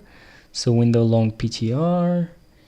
So is there anything else? Right now we basically want to say case wmpaint, and oh, I almost forgot. So basically we want the window, like Windows, we want Windows to tell us to repaint the window or redraw the window whenever the window gets resized. So what we gotta do, we gotta also add something to the window class, if I remember. Let's see, I don't remember what is it called. It's probably style. Yeah, let me check it out. Hold on. Window class XW. Style. Do you feel like majority of high-level languages are going to go away due to AI automation, that low-level languages are going to still go strong? Let me tell you, no language is going off. No language is going off. Like all of them are like AI by itself is not a threat, but AI plus humans is a threat. AI by itself is not a threat. Yeah, it's just copying from especially if you're doing some new things like me. I like to experiment a lot. It just really suck. Though of course I always use it. To assist me better, especially to find information. You know, it's a very good search engine basically. The style, let's see the class styles here, and class DC, global DC, parent DC. Yep, exactly, it is called style. So let's see which style I want here for that. Yeah, it's called hredraw, CSH redraw, and CSV redraw. By the way, I didn't show you like how I check this. I have basically on my second monitor, I have the documentation, and I can just check out. So like for example here, ch redraw, it redraws the entire window if a movement or size adjustment changes the width of the client area. There's also some people that actually uses CS own DC, which is actually wrong for DirectX. This is only for GDI, which is a very, very old Win32 like drawing API, you know, very, very old. It's so slow. It allocates a unique device context for each window in the class. So let me tell you the context or the history, a bit about it basically. So let me tell you first of all how it all works, like in Windows. So basically you have one device context, one kind of like, what can I say, one interface to the device that is used by everything, by all windows, right? By any window on your screen on Windows, it's using one single device context, you know? But in GDI, when we were using GDI, you could have just said CS own DC, and then what the OS would do, it would give you your own unique device context, right? And that's basically it. I'm scared of C, C++, but they look cool though. I recommend to start with C, because C, there's way less magic. It's all just memory and so on. It's a really, really, if you want to get into system development, I recommend to start with C, not C++. It really suck if you start with C++. And then I would recommend to go into Rust and Zig. And then if you want to come back to C++, then go on. Rust actually is very hard in its own way too, and sometimes harder than C++. But at least you learn some stuff, even if you're not gonna last long in Rust, but you're gonna learn a lot that you can apply to C++. Is there a wrapper for the Windows API like Glue to create windows without all this headache? You could just use GFW, you know, and SDL just like the other ones, but there's no need. So it's really simple. Anyways, let's continue this mess. No instance constructor app matches. All right, so we need to pass in the H instance pretty much, and we need to pass in the ncmd show. Is that it? Yep, that's pretty much it. And now here we got case wmpaint. We could basically call a render function on here. So let's say void render. And let's just right now say a cd print. Print hello world. The starting off with C++ causes a lot of headaches compared. Yeah, definitely. Don't start with C++. I really don't recommend it. Really, really don't start with C. Like if you want system development, start with C first. No negotiations. Okay, let's see. CD. So I learned this the hard way, right? So I'm just telling you what to do. Print. Okay. All right. And then here in case wmpaint, we're just gonna say render, and then we're gonna return. And of course, we're gonna need to say app render. Now, as you can see, this render function is actually part of this app class. But now here, I don't have a pointer to my app class, and this is where my set window long PTR would work here. I could basically go on, grab my class. So I'm just gonna basically do this real quick, and then what I can do is app pointer app is equal to what? To get window long PTR. So I basically will get the attached pointer to this window. And if you remember here, when we created the window, because this WM create would basically get triggered once we first create the window, we basically here like attach the app pointer to it. But yeah, what if I like 3D and app web design? What language tech stack is a must? 3D and app web design. It depends. Can you tell me more information on what you want? Can you actually blow up your PC coding in C? Not really. Unless if you're making a driver, I think. Though you could, like, you could, for example, at least just exhaust the CPU, like by just like doing a lot of work at once. But I mean, you could kind of crash, but like it's very rare, right? You don't have that much power. Anyways, HWND, because like basically in programming it, like there's two parts. There's the kernel part and there's the user level part, right? So the kernel part is where the drivers essentially go, and they have like raw access to memory. Like they see the RAM as it is, they see the hardware, they can handle the hardware directly, and so on. And there is user level. User level is where all your normal applications stand. And user level, they actually have everything abstracted. They can't touch the hardware directly. They have to use an API to talk to the driver. And they can't touch the memory directly. They're using virtual memory. So virtual memory is kind of like to the process, to your application in userland. It doesn't see the actual RAM. It sees kind of like its own world. It's kind of like its own memory. So like every process like this, and that's basically it.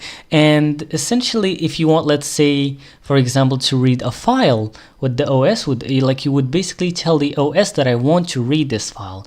And what the OS would do, it would basically map that file into your virtual memory so you could actually see it. I mean, working with AR, VR, mixed reality, and smart glasses, and visualizing 3D and UI, animations, etc.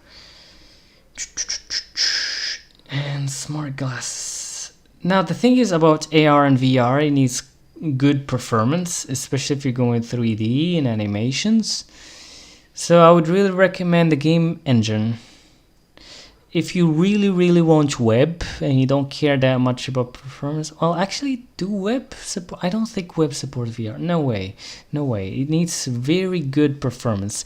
So for 3D, I would recommend a good game engine. I mean, Go.engine does support that, but its 3D support is still off.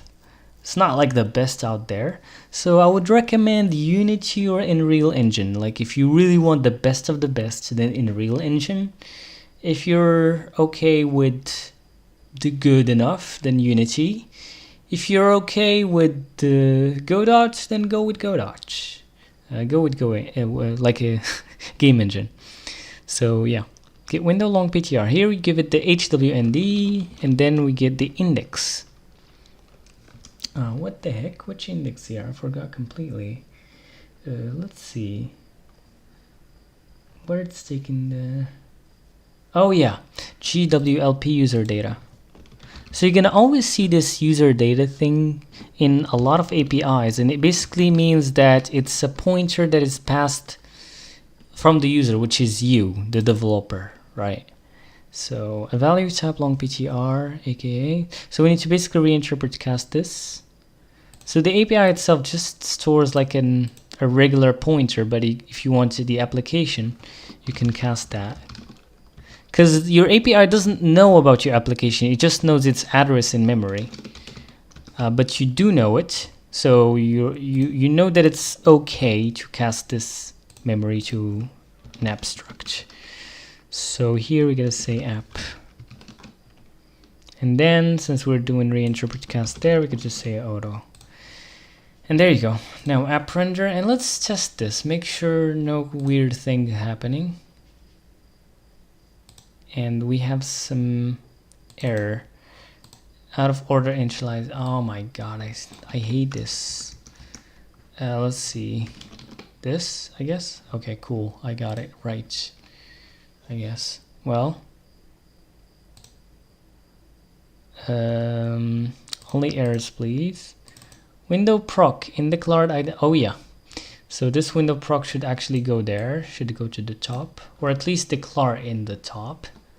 Like, yeah, let's just put it in the top, honestly. I don't like declarations that much. There we go. And yeah, what else? Is there any other error? Okay, another error. Where is it? Syntax error identifier app. What?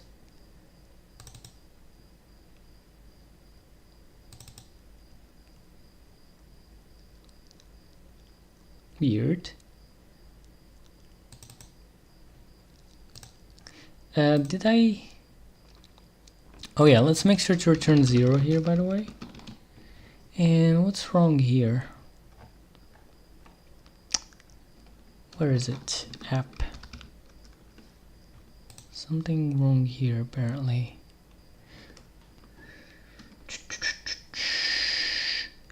This should work.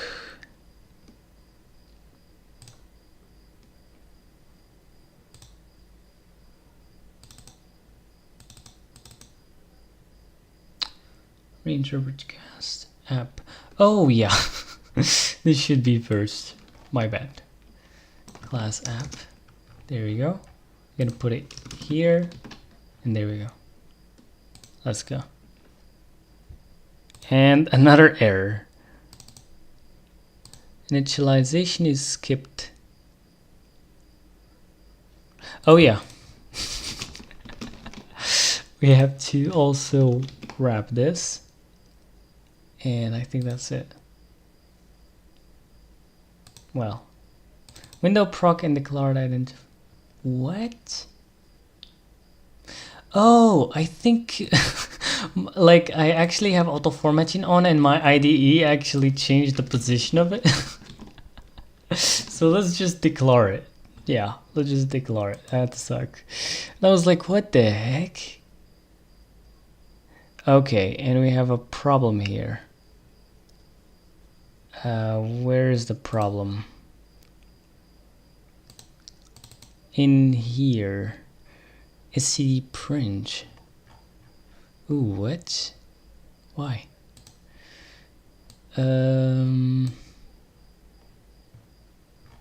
That's strange. What if we don't have anything there? Let's remove that code and let's see. Does it still error out? No, it doesn't, so it's good. Okay. That's interesting. Why that errors out? But we could basically just say OutputDebugString W instead. And just say hello world. And let's see if this would work. Apparently, for some reason or the other, print doesn't work here. It throws an exception. Well, for smart glasses, we do not really need heavy 3D and can just go with GLTF for something that was lightly developed in Blender. I still need to dive into. Are you talking about a game or a visualization or what exactly? Oh my god.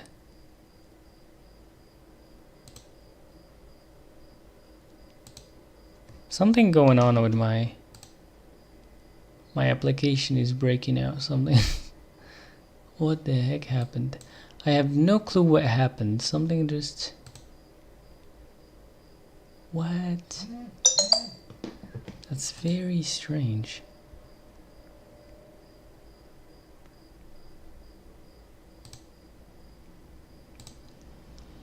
There you go, look at that. So we're getting hello world every time we try to paint. So that works. We just need a new line there.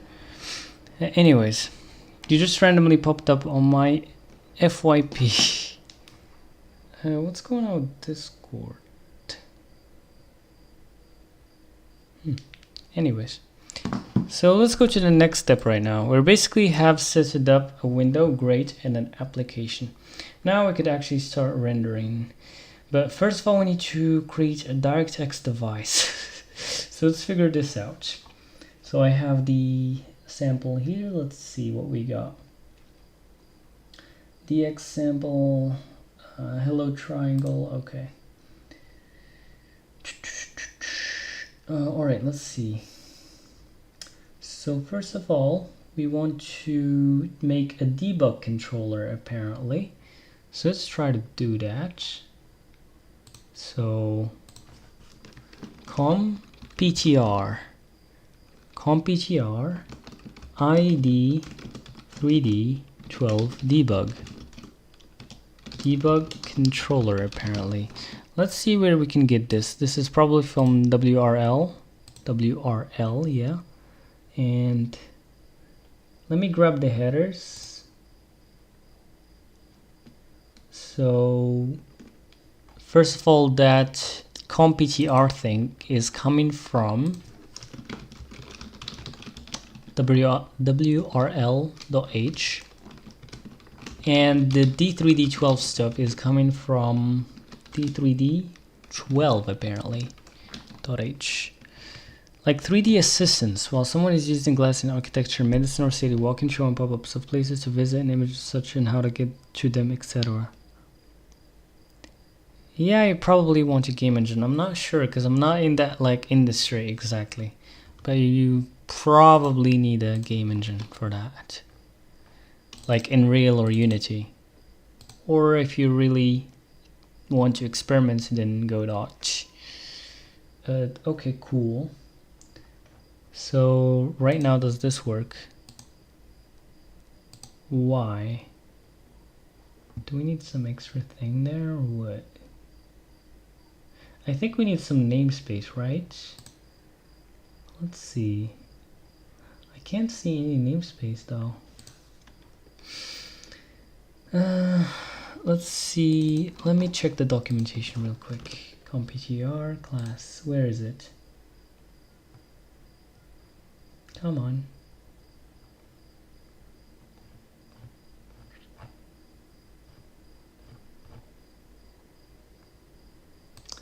Just checking which namespace or whichever it's in. What pitfalls come with C++ that C alleviates? C++ just contains a lot of abstractions, like you have to think about ownership, and a lot of it is hidden. For example, let's see this debug controller that is using this comptr, which is like basically a shared pointer.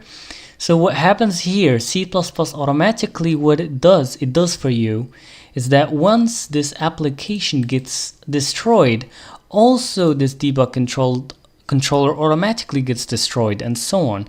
So there's basically in Rust and C++, there's this concept of ownership. Who owns the data? And why we care about who owns the data? Because who owns the data is responsible to destroy and destroy the data, right?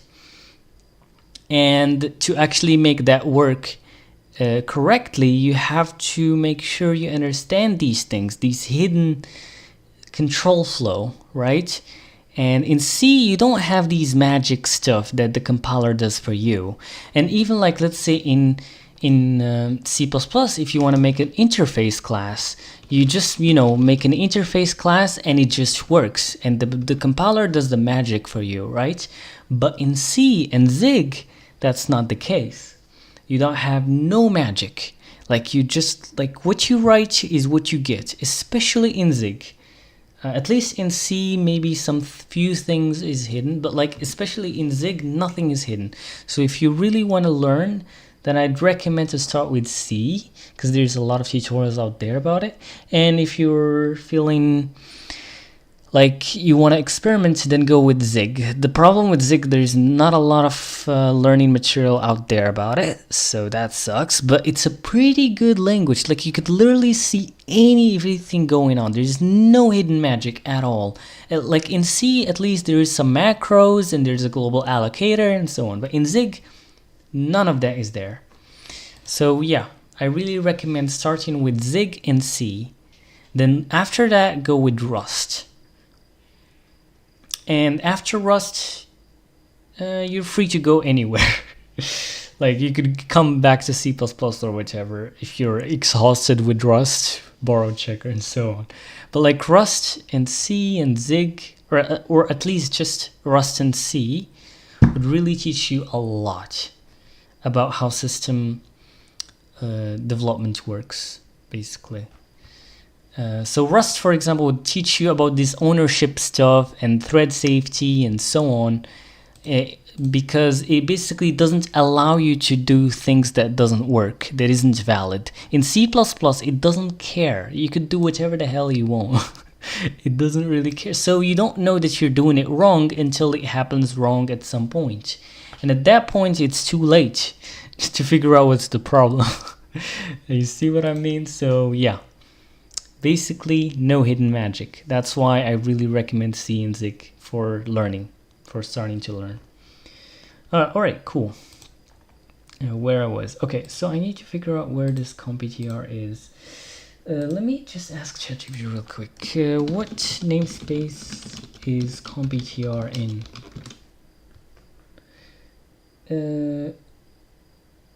Okay, so using Microsoft WRL. So these things are just some stuff like that doesn't really matter. WRL, comptr, they're very arbitrary. Oh yeah, there we go. So you just include this header WRL and then you include this namespace and you got comptr in your project. Perfect.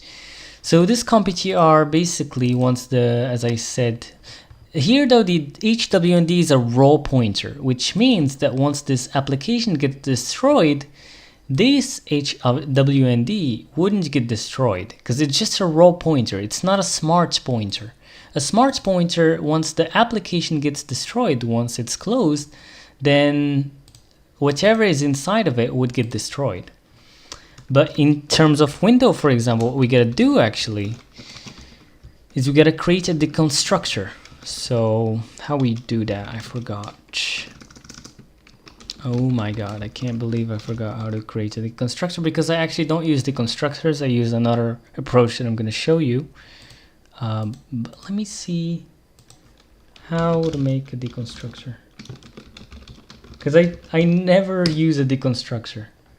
Honestly, it's not a, you really want to avoid the constructors if possible, because you know why? Because if you define the constructor, then you have to worry about some other things. You have to worry about copy constructors, move constructors, and so on. And these copying and moving, I remember being so confused when I was in C++ before I used Rust. But in Rust, I learned about how ownership works, how copying, how moving works, etc. So basically moving ownership, it basically you move. So like, for example, right now this comptr, let's say this debug control, or let's say this window, if it was actually a smart pointer, it's owned by the window. Now let's say we don't want the window to destroy the, we don't want the window to be destroyed after the application gets destroyed. Then we need to basically move the ownership of that window to another class that we want to be responsible for that. But yeah. Rust really helped me to learn about move semantics and copy semantics and all these things.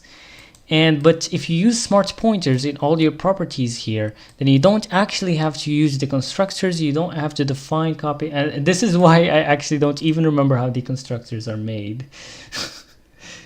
I'm not sure why it's not actually, it seems to be correct. Oh yeah, my bad.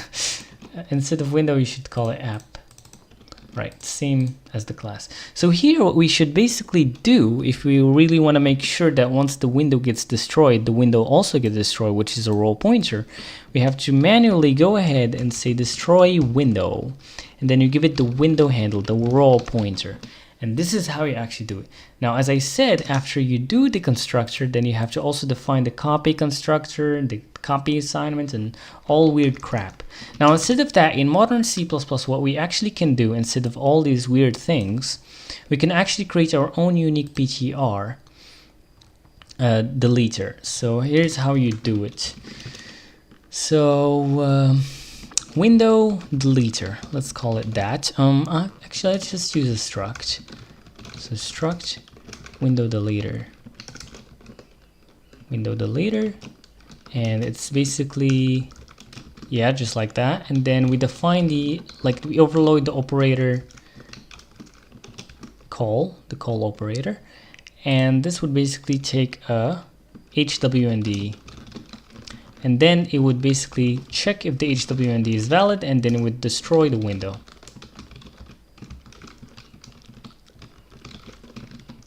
And that's basically how it goes. Now, after we create this struct, what we do, we can come here, instead of doing a deconstructor, we could actually create a unique PTR here. Well, what the heck? You have to include memory, which contains these smart pointers. So std unique PTR, and then here I would say HWND, and then here I would pass my custom deleter, because like the default deleter, what it does, it would just free the memory. But here we don't have memory. We don't have allocated memory. We have a window we want to destroy. That's why I defined this custom struct. We could pass it to unique PTR, and it would use that instead of freeing memory. And yeah, window deleter. Window. Perfect. Now, this unique PTR would actually destroy the window for me after the window is destroyed. So, because right now it actually owns it using this unique PTR instead of a raw pointer. Now, some few things change, of course. So, let's see. Well, actually, I wasn't defining the window handle. Interesting, but yeah. All right, so what we do here, basically, instead of setting this window handle, we're gonna set our window. So if it was just a raw pointer HWND, then it would just say this. But since it's right now, it's actually unique PTR, then you gotta say receipt, like this. And yeah.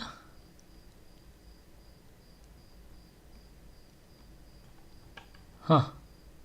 Does it have to... Maybe, no, I don't think so. What the heck? Why this doesn't work? Cannot be called with a given argument list.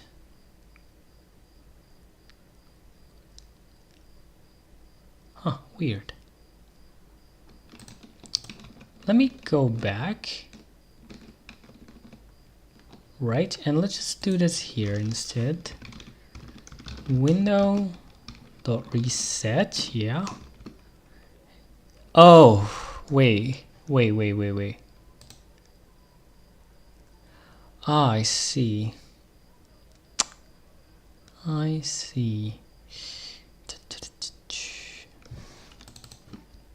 So I guess basically what we need to do here, because this is like a... I see what's happening. Because this includes a pointer. Though it wouldn't tell me the... Is there a way? It seems to be HWND. This. Huh. Isn't it? And then I could do this. But that's exactly the same. Ah, okay, hold on. So here we have to basically do this, I think. Yeah, I think so. Let's see. Window handle. Yep. There we go. So basically this doesn't take a pointer, it takes just a raw thing. And HWND, that's what I talk about magic. So this is kind of like a constant, it's actually a type def, which includes a pointer, but yeah. Anyways, so that's pretty much it, and you could actually just say this directly, really. You could just do it directly if you want. Bro, what the heck? Okay. Let's just remove this whole thing, actually. And let's do it here directly, why not? Window reset. And then we could just check the pointer like this, window.get to get the raw pointer and make sure it's not null PTR. Or since the unique PTR already can check if it's null PTR just like this. Now here we gotta make sure to say window to get the raw pointer out of the smart pointer, we say .get. And now it would make sure to actually destroy that stuff. The other thing that we're not destroying is the class, the window class. So the window class basically returns for you an atom that you could use to destroy the class with. Because like, let me show you the destroy class, right? Destroy window class. Weird. Let's see. Win32 destroy window class.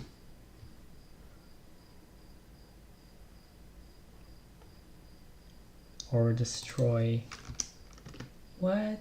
Oh, my bad. It should be in register class, not destroy. In register class W. Okay. And here it takes the class name and the H instance. The class name and the H instance. So we already got the class name here. And the H instance is that. Yeah. So this is how you do it. Now, how we could actually do this here. Let's see, just as an exercise.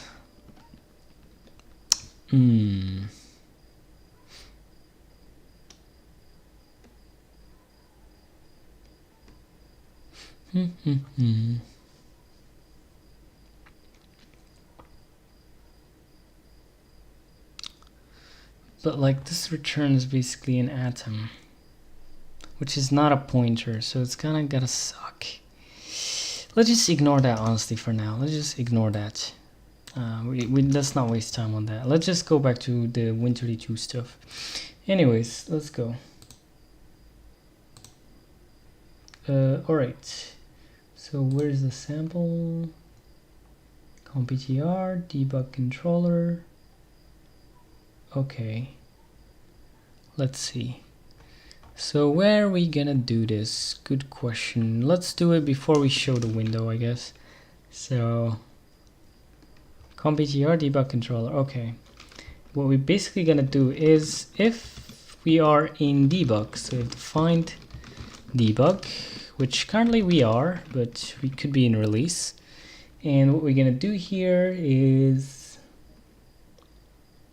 D3D12 get debug interface. There we go. And then you give it this RIID and PPV debug. And to do that, you could just pass in the UID like manually and so on, but instead there's just this kind of weird macro that does that for you and makes sure it's right, as long as you're using the CompTR. And you just give it like the debug controller, and it would automatically find out the UID for you and the parameters for you. And that's basically it. Now we just gotta make sure that, do we have throwaway failed?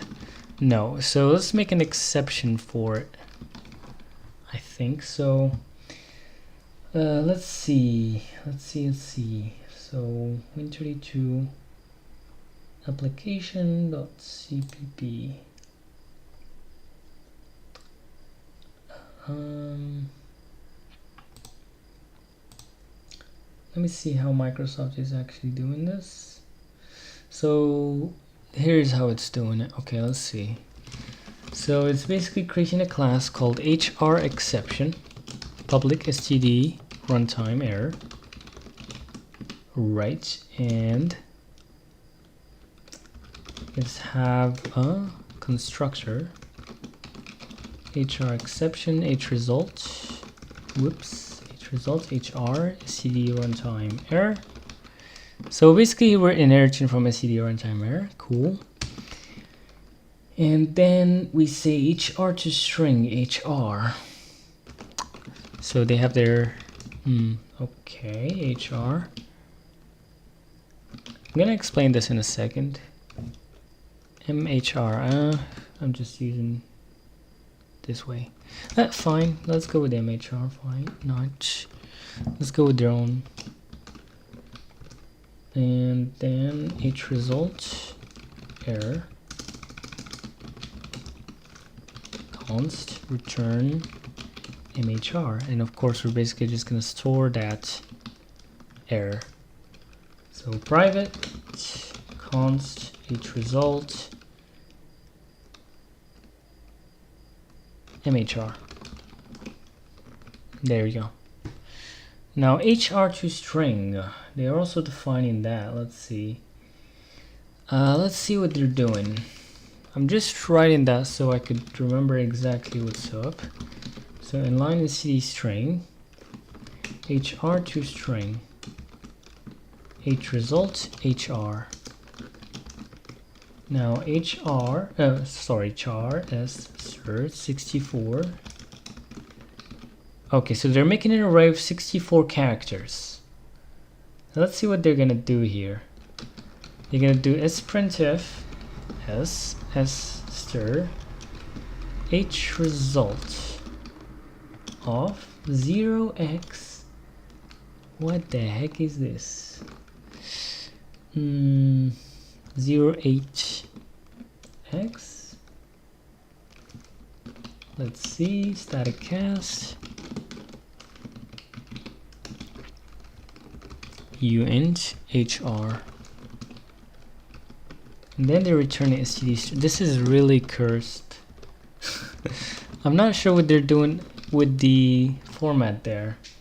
So this is what they're doing. They're basically creating an array of characters, 64 fixed, and then they're using sprintf s. Wait, what the heck?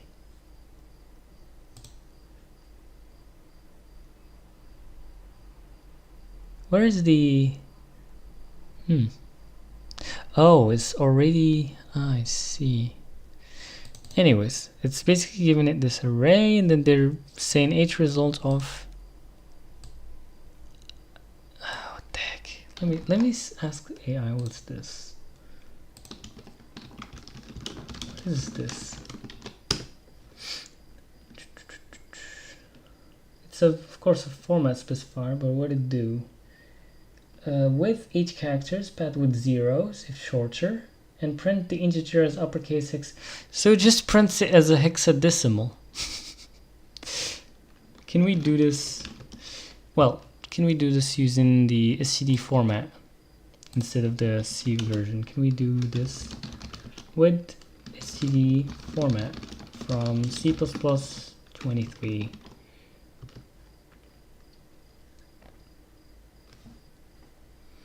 Let's see. So apparently you can do all this business in C++23 by saying return std format, but of course, oops, well, let's include format here, format header, and there we go. And now std format h result of 0x 0hx comma static cast uint hr. This is how you do it in modern C++. No raw arrays that could overflow or anything. I mean, sprintf s version actually does kind of meditate that, but yeah, no need for all this business. Anyways, so that's basically how it goes. Alright, fine. Let's go back to the sample and let's see what's up next. Alright, so basically here we're creating an HR exception which inherits from runtime error. It takes the HR results. So basically the Win32 APIs returns an H results to indicate if they failed, and if they failed, which error, or if they succeeded. And what we basically do, we call the base class with a string representation that H result, which is currently what they're doing for whichever reason, is just they taking that error code and converting it into hex for some reason. And they're basically giving it as a message, as an error message. And then they're also storing that error code for if you need it, and you could actually take that error if you want it, using error, basically, if you catch the exception, essentially. And that's how they're basically doing it here. And then they have another helper function, apparently, called throw if failed. Throw if failed. Of course, this takes an HR and failed HR. Then we return HR exception. sorry, not return, throw. Yeah, so yeah, there you go. So basically, if this failed, if this is a failure code, then we're going to throw the exception.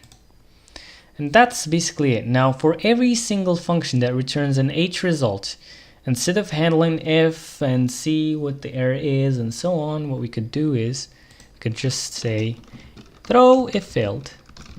If this function failed, please throw an exception. I don't really care. If I care, I'm just going to catch the exception. And that's basically how this works. So of course I make it once and we're done. Perfect. Let's go to the next thing. So let me go back to the other file. Now this is where I hate about the official sample, is that there's multiple files and there's helper things, and which makes it really hard to understand everything. But yeah, right now, let's see. Okay, so we created the debug interface right now. Well, we got the debug interface, and then,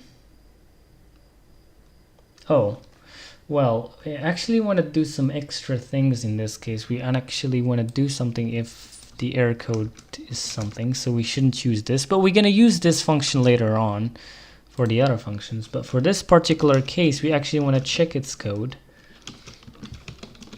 to apparently do something. So if this function succeeded, then we want to do something. So if it succeeded, then we're going to use our debug controller to enable the debug layer. So basically in debug builds, we want to enable this DirectX 12 debug layer. So it tells us if we're using the DirectX 12 API correctly or not. It's kind of like, you know, if DirectX 12 is a language like English, then this is like having someone who knows the language correctly, and like he's basically listening to you, and if you know, make a grammar error or something, then it just tells you. That's basically what a debug layer is.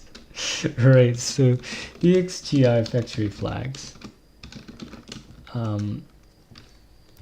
Let's see, dxgi factory flags, dxgi create factory debug. Huh. Well, we actually gotta basically include the dxgi header. Okay, let's include the dxgi header, dxgi. And there's a lot of dxgis here.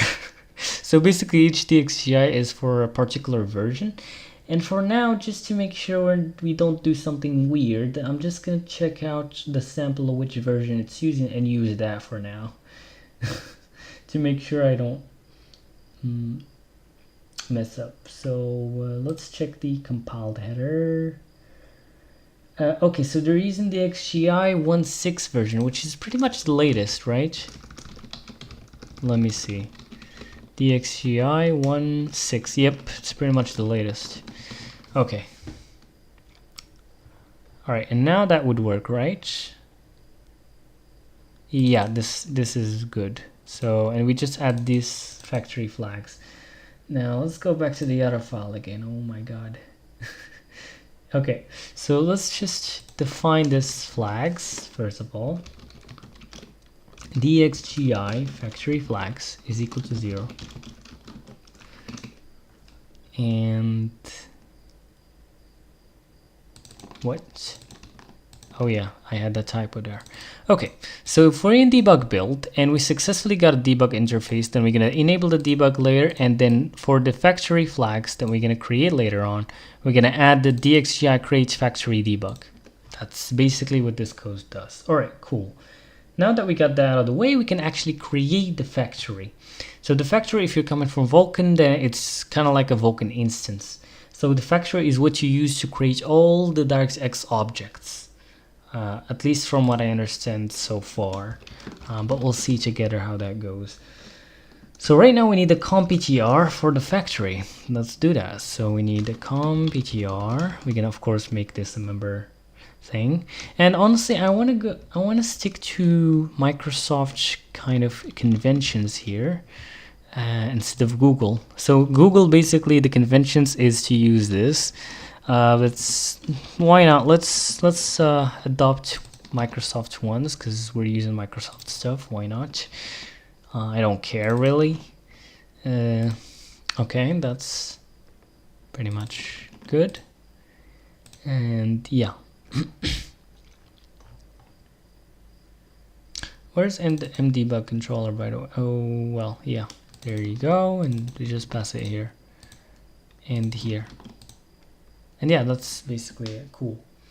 Now let's go to the next step, which is to create a comptr of idxgi factory 4. So as you can see, there's multiple of these, multiple versions, but the sample is actually using 4, so I'm just gonna stick to 4 right now. Later on we can try to maybe upgrade and see if something breaks, but for now I'll just stick to the working version. Okay, so m factory, there you go, and let's see what's up next. So here what the sample does, it tries of course to create that, and here where we're gonna use that throw a failed function that we created. So create dxgi factory 2. There you go, and here we pass it the flags. So we're gonna pass it the dxgi factory flags, and then here we're gonna use that weird macro ppv args, and we gotta pass it the address to our comptr. And there you go. And this would go ahead and essentially create the factory in this comptr with this flags, and then if anything happens, then it's gonna throw. And one other thing, I'm not sure where this is. I think it's in debug maybe. Because I've seen it somewhere. Let me check the DirectX 12 docs. So there's a toolkit that helps you with some DirectX helpers, but we're not using it of course here. But I remember there was in its documentation, there was some interesting trick. Not trick, but yeah, you got the point. Let me see. Wiki. It's about exceptions. Let me see. So like you enable some Visual Studio exception stuff. Let me see, getting started, I guess. Background. Yeah, there we go. Okay. So one thing that many C++ developers particularly... Okay, let me show you this. Okay. So I was just reading, and this is what I found. One thing that many C++ developers, particularly game developers, may not be all that familiar with is C++ exception handling. This is distinct from structured exception handling, which some developers have seen in the past, and can leave an unfavorable impression of C++ EH on both ARM and x64 native platforms. C++ EH is very efficient, although the x86 32-bit implementation does have some quirks. In any case, DirectX Toolkit uses C++ exception handling for most error conditions, just as the standard template library STL does in the standard behavior operator new. For debugging exceptions, so this is what I'm talking about. For debugging exceptions thrown by DirectX Toolkit, you should enable the checkbox next to std exception in the Visual Studio exception settings dialog. Debug Windows exception settings. It's not on by default. Then select the C++ exceptions line. Right click and select the plus button and type to add that one. If working with the... Yeah, I think this probably makes... Maybe the, I mean, I'll just guess, I never used it. Honestly, I could just check out ChatGPT real quick and see what this helps with.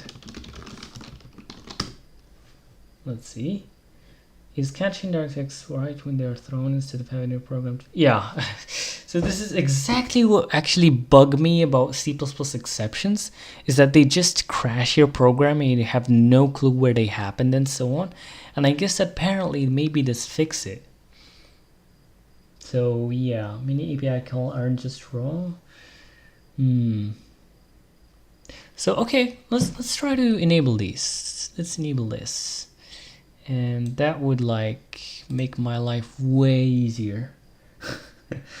Because like currently when an exception happens, my application just crashed and I have no clue where that happened. Where's the problem?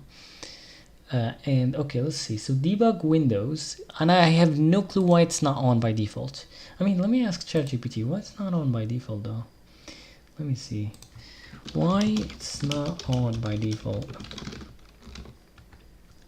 Like, there's a lot of defaults that I have no clue, man. It's mostly a trade-off decision. Visual Studio defaults. Microsoft doesn't enable breaking on every STD exception library specific exception type by default, because it would make too many false positives and interrupt normal debugging flow for most developers. STD exception would catch everything. If VS broke on every STD exception by default, you'd hit breakpoints all the time, including, okay, inside the C++ standard library, test frameworks and other libraries that use exceptions internally for control flow. Oh, so I guess even maybe the catched breakpoints, like the catched exceptions, maybe? Many libraries throw in catch exceptions as part of their normal operation, so this would be annoying. Ah, I see. That's pretty interesting, honestly. Let's go to debug, apparently. Windows. And what, exception settings, right? Yes. Okay. And then what? It's not on by default, then select the C++ exceptions line. Here. Okay.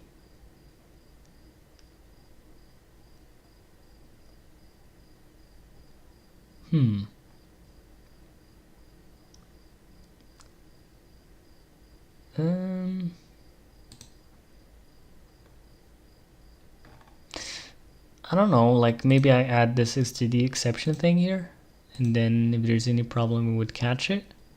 Is that the case? We have some unresolved external symbol. Oh crap, what? It told me that git debug interface and create. So should we really include the libraries ourselves? I mean, we have already included the SDK though. Hold on. Do I have to link the D3D? I don't think so. It's probably just something mal configured. After adding, what is it called? Oh my god, I forgot the name. Let me see. Where is NuGet? There you go. Agility SDK. After adding Agility SDK, NuGet.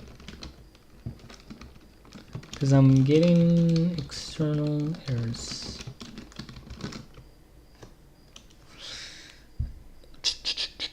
I mean, I could just right now add those myself, but it could be just something mal configured, because from what I understand, I should actually do that.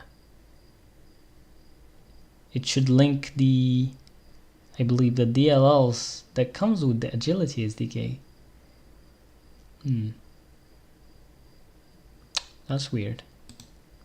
So like basically what this errors in resolved external symbols is that these DLLs aren't linked. Usually yes, at least dxgi.lib.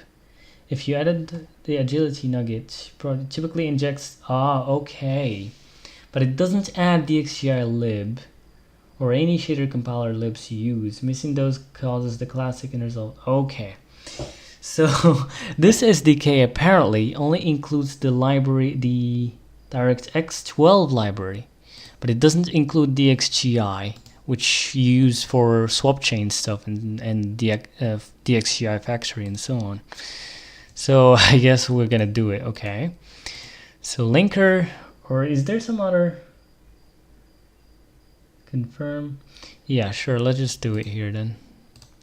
So we just gotta link it manually.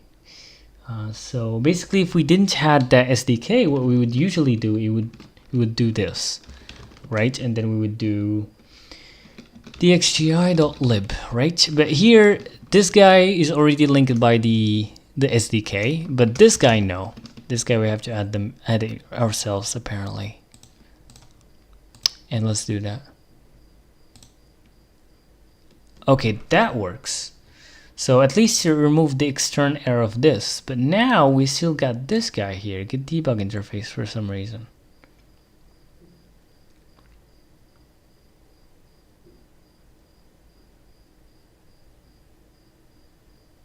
Okay, let me ask ChatGPT real quick.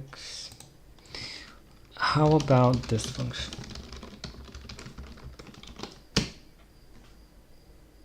Sorry, not that function. Let me see. This one. This one is not included in the dxgi library or the DirectX 12 library. Send. Okay.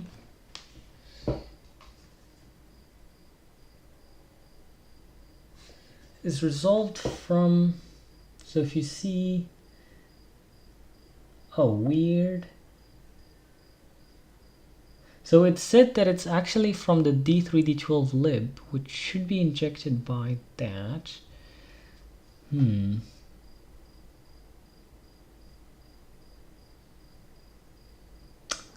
That's strange. Do I have this set up correctly though? Let me check those properties again. D3D12 NuGet.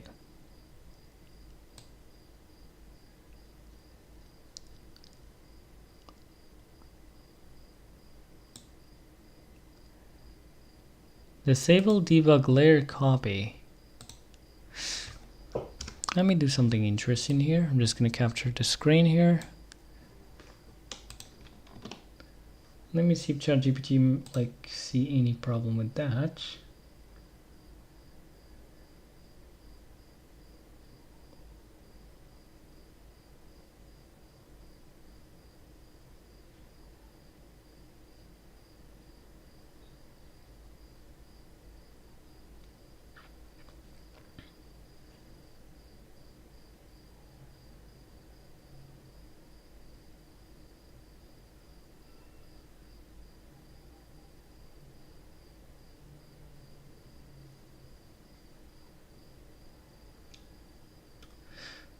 I don't know. You know what? Let's just keep this simple and just, add it ourselves. Fine. Let's just keep this. I don't care. I'm not sure if this is the right thing, but it should work. So let's just add it ourselves. I just want to make sure I'm not like misusing this, because from what I understand, this is not how it works.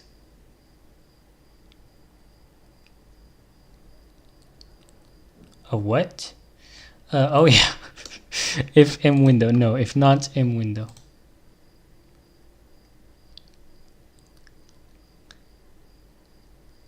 Okay, so as you can see right now, it actually works. So it's linking properly, which is great. And oh yeah, we added 1 megabyte into our RAM. Anyways. Alright, let's go to the next step. Let's see the sample. So then what the sample does, it's checking if we want to use a warp device. Whereas a warp device is kind of like basically a software implementation of, at least from what I understood, it's a software implementation of DirectX 12. So like if you, let's say your card doesn't support ray tracing, but you want to try ray tracing, then you could use this warp device, which is a software implementation that runs on your CPU to kind of emulate that. But to be honest with you, I'm not going to bother with that right now. I'm just going to skip through it so we can go straight to business. And so to do that, what we could do is this. I'm going to skip on any part that is just optional for now. So IDXGI adapter 1. Hardware adapter. So here we basically pick the GPU we want to use, because like there could be multiple GPUs. Alright. So now what we're gonna do after creating that factory, we could say get hardware adapter. Oh, it's actually a custom function apparently. I see. Let's see where they're defining this hardware adapter function. Okay. This is what I hate about this sample.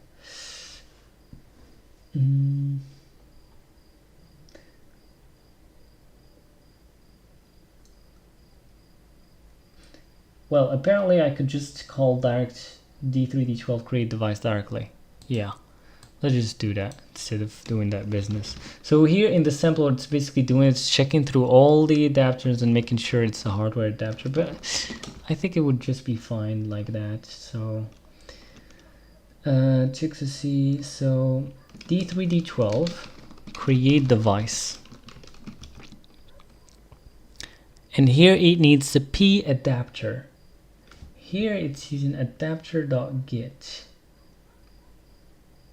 Can't we just like say null ptr? So it, yeah, I think we could probably do that. So it would basically pick for us, I think. And then here we need to give it a feature level. So basically not all the GPUs and drivers are the same.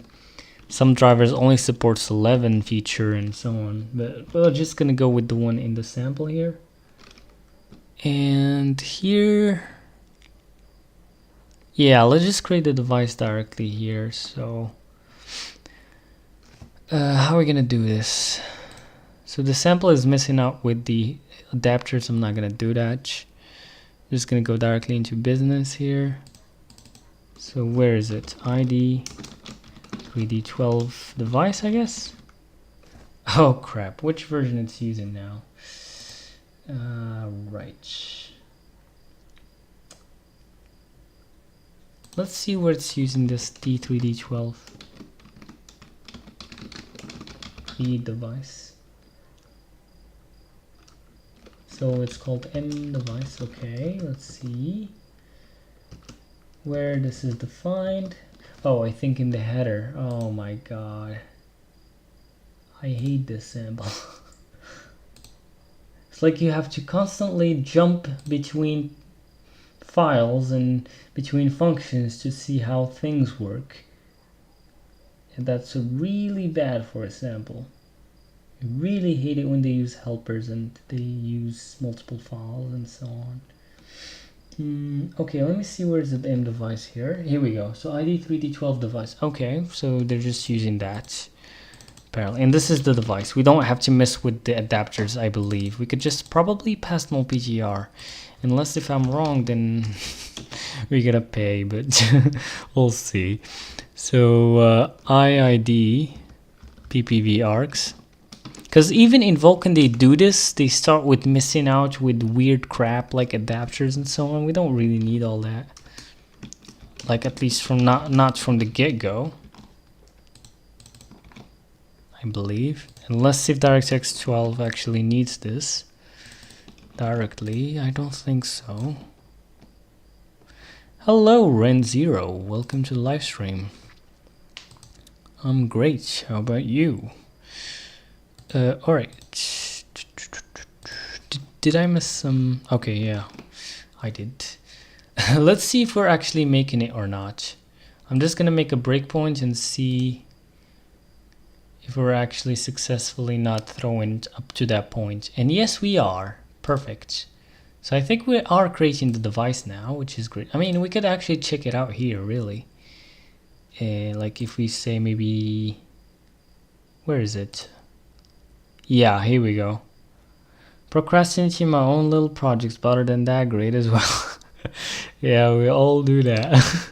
I'm also like procrastinating from my main projects, which is in C#, but yeah. But this is a lot of fun.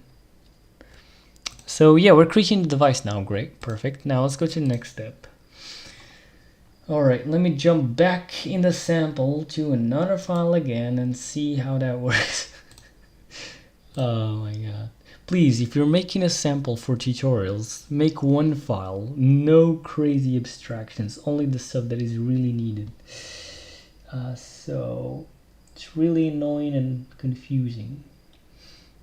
Okay, let's see what we have. So after getting the adapter, they're creating the command queue. Yeah, they're creating the command queue. So let's create that. Throw if, whoop, oh my god, okay. Throw if failed and m device. Create command queue. Let's see. And here we need some description struct. Okay. Queue disk. Okay. Queue disk. And here we need to pass it that weird macro again. And give it our comptr for our queue. So we're gonna basically do m command q, right? And then here we gotta say comptr command q, yeah, id 3d12 command q m command q. Now the queue description. I'm not a big fan of Microsoft naming, but this is what we got. I really like the naming of Vulkan more, but well. Queue desk.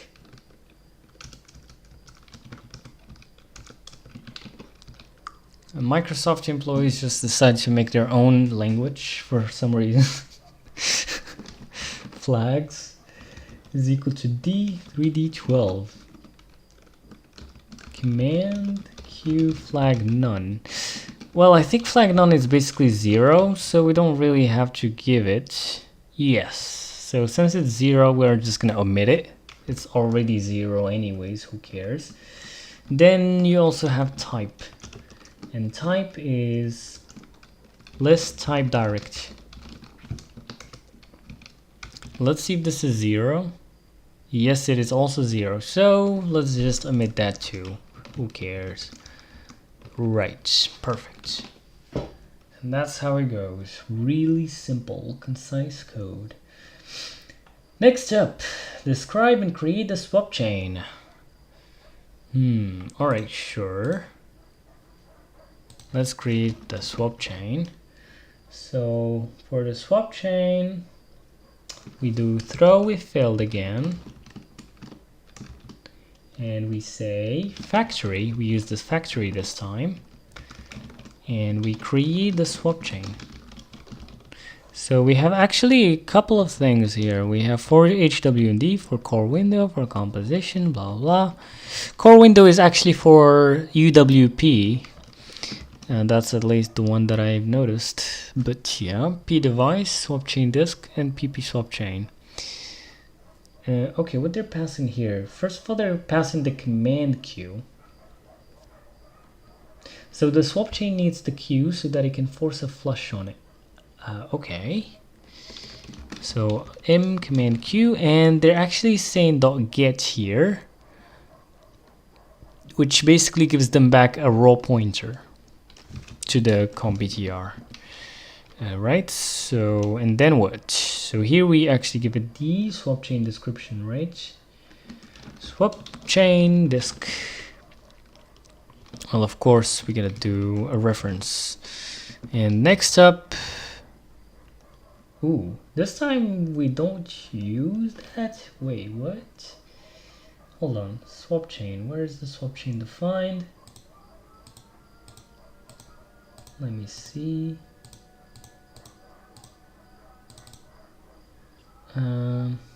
It's probably defined again in the other file. Let's see. Swap chain. So it's also a comptr, okay. IDXGI swap chain 3. So let's see. comptr id 3d12. Or actually no, dxgi, right? IDXGI swap chain 3. They're using the third version for some reason. And then we're doing swapchain like this. Okay, cool. And now here, somehow they're just passing in just this, I think. Or no? Wait, let's go back to the other code now. Let me see. Go back to the CPP file. And let's see what they're doing. I mean, somehow they're just passing that like this. Oh, they're actually passing... what? Wait. Oh, that's CreateSwapChain format. CreateSwapChain for HWND, not CreateSwapChain. Okay, I see. So let's actually use that instead. My bad. So CreateSwapChain for HWND. Here we give it the command Q .get to get the raw pointer out of the comptr, and then here we give it our window handle, which is mwindow.get,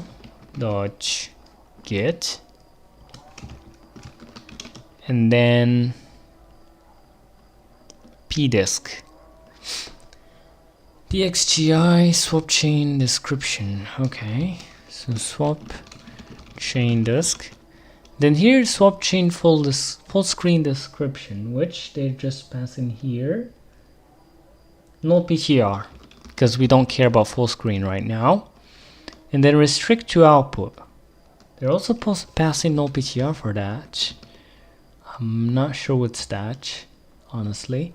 And finally, we just say swapchain here, I believe. Right?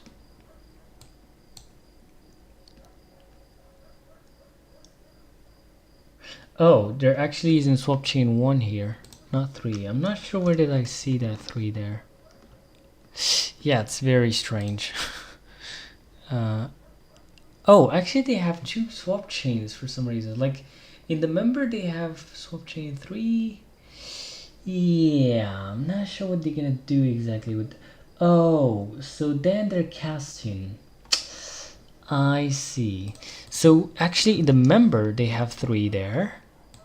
And then they have another swapchain variable apparently.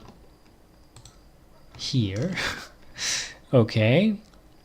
And they're using that. There you go. Right? And here they're just using 1. Okay, so that works, as you can see. Cool. Cool, cool, cool. Alright, and now here we could actually describe the swap chain. Let's do that. So dxgi swap chain disk 1. You gotta be careful with these versions. Swap chain disk is equal to this, and now let's set these parameters.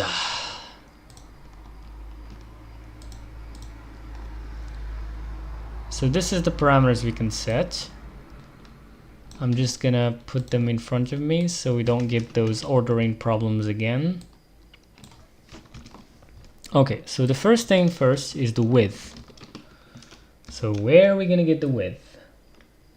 Good question, I don't know. The width. The width is basically this currently. So we could just hard code it for now. Or we could just use the window rect in this case, I believe. Yeah, window rect. Well, we're gonna do the same calculation again. We'll just define a variable, honestly. Yeah, let's just define a variable. Where are we gonna do that? So after the AdjustWindowRect, we could define that fine. So auto window width is equal to this, and the window height is equal to this. Now instead of that calculation in line, you could just pass in this variable here, whoops, and pass in this variable here. And now the same thing there, we could use the same thing here. So window width dot height is equal to window height, and then the format of the swap chain. So here we're just gonna be using dxgi format R8. I'm gonna explain what we're doing in a second. AH unorm.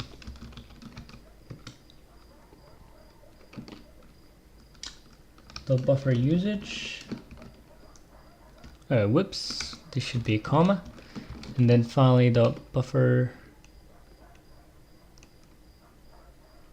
usage is equal to what? To dxgi usage render target output. And next is the swap effect. So swap effect is swap effect flip this card. And then we got the sample disk count. I don't think I could do that long. Alright, let's see. Sample disk, how we can...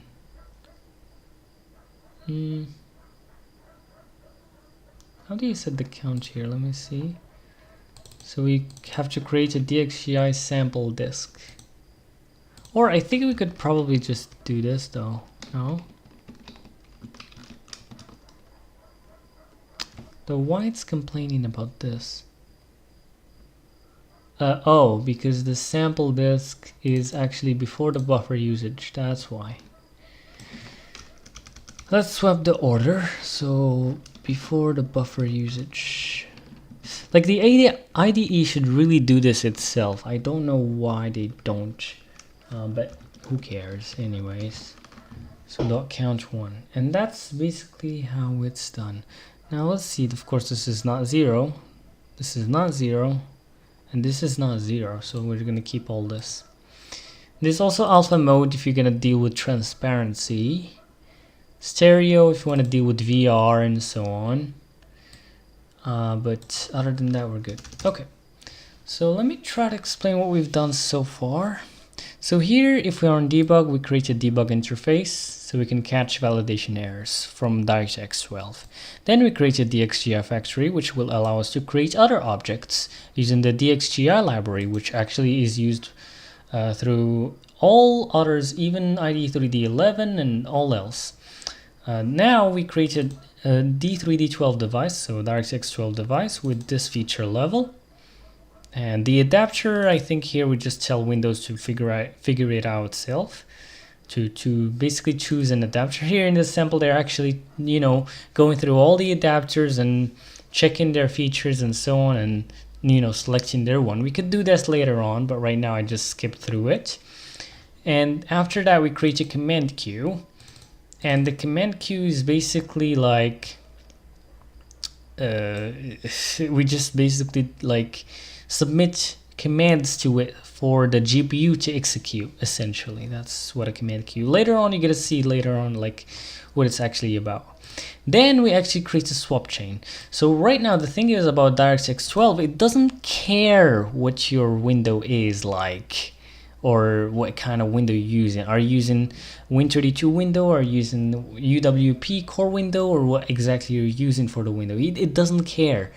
Like, it doesn't even care if it's a window. Like, it could even be just like an offline texture, you know, so without a window, without any of that. So that's why we have a swap chain for this. So swap chain is kind of like basically the abstraction of DirectX 12 over you know, over a drawable or a render target, like something we render to essentially.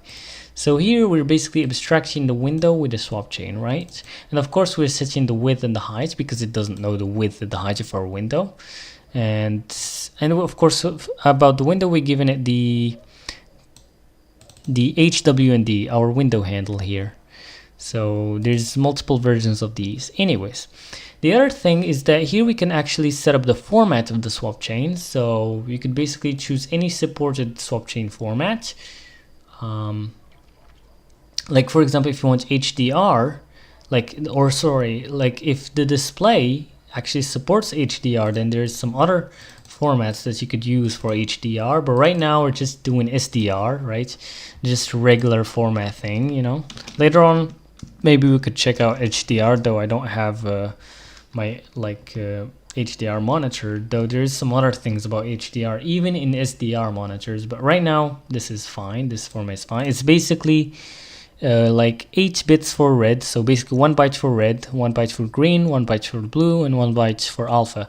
So basically red is from 0 to 255 and the other colors too. Alpha of course is transparency, or sorry, opacity, but yeah. And then you norm here. That's basically it, because there's also float and so on. Anyways, next up is the buffer usage. What we want to use this swap chain for? Well, of course we want to render to it, so we give it this usage render target output. The next thing, this is the most important one here, or like the one that you would want to change if you want, like you can change, is the swap effect, flip discard. This is kind of like what controls if is this vsync or how does it swap the buffers exactly. So basically we don't draw directly into the window. We use a swap chain. Swap chain doesn't just abstract over the window, but it also adds 2 buffers or 4, or no, like you could basically choose how much buffers you want. In this case, I believe we're only doing 1. No, I'm not sure how much we're actually doing here, but either way. So the swap chain could have 2 buffers, 3 buffers, or depends. So if it's double buffering, then we're using 2 buffers. If it's triple buffering, then we're using 3. So instead of like immediately rendering to the window, what we do is we render to a separate buffer that is not in the window, right? That is not visible to the window. After we're done rendering to that buffer, then we switch that buffer, like we present it into the window, and then the buffer that was displayed in the window, we use that to render to draw into it, while the other is being presented to the user. So we keep basically flipping between these buffers. So one the user sees, and the other we draw into it, while the user still sees the old one.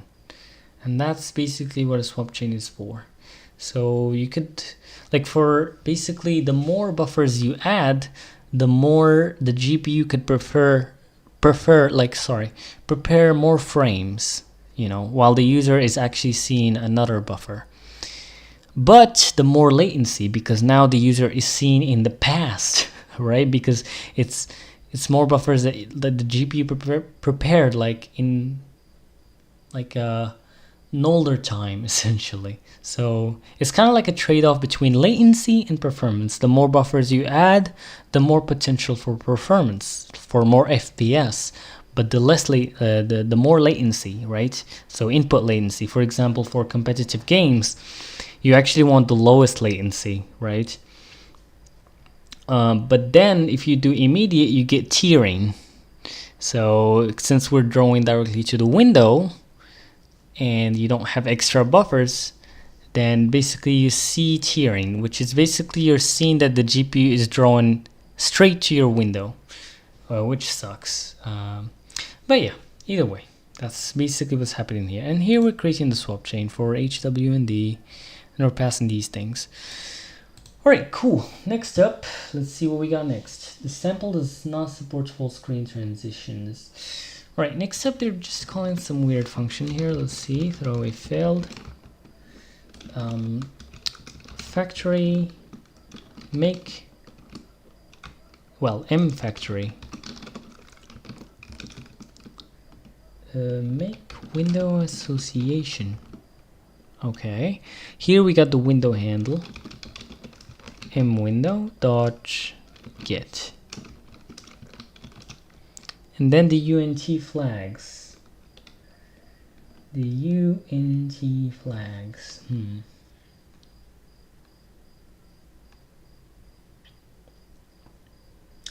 What they're doing here, dxgi MWA No Alt Enter apparently. I'm not sure, they're disabling some full screen thing here. So yeah. Okay, does not, so the sample. Next step, we actually do something interesting. Okay, so throw if failed. Here we do swap chain dot as m swap chain. So right now we actually convert this, the IDXGI swap chain 1, we convert it into IDXGI swap chain 3 and we put it here. That's basically why we need two swap chains here. So yeah, next up, let's see what we got. So m frame index swap chain get current back buffer index. So okay, so auto m frame index is equal to m swap chain get back buffer index. So basically the swap chain would tell us which back buffer we currently need to render to, which is available. So it's basically uint apparently, so let's put that in. Uint m frame index, and yeah, let's just remove the auto now, and that's basically it for the frame index. Next up, we create descriptor heaps.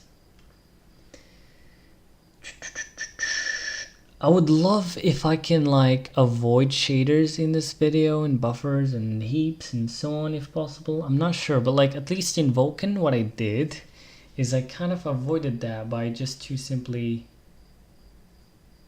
clearing to the screen first of all, and second just embed the actual vertices into the shader itself. But we'll see how that goes. Either way, for now, let me see what I'm gonna do with this descriptor heap. Let's avoid it for now and see where it goes. Create frame resources. Handle for heap start.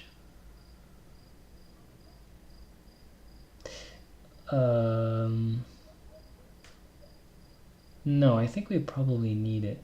Let me ask ChatGPT what this does exactly, what it's responsible for. Because if it's just for the shader stuff, then we don't need it for now.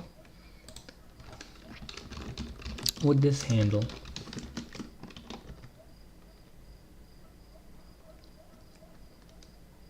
Okay, let's see the answer.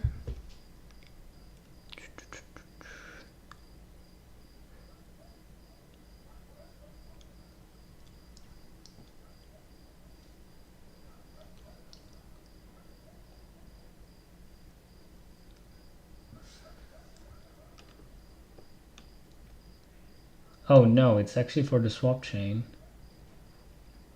Interesting. So it's for the swap chain or the shader?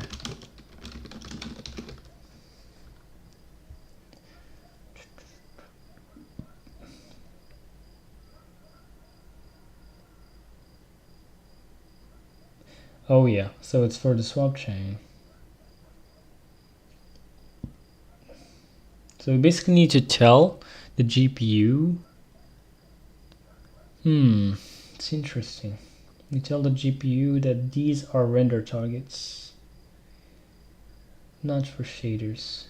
So shaders are basically SRV, UAV, and CBV. This one is RTV.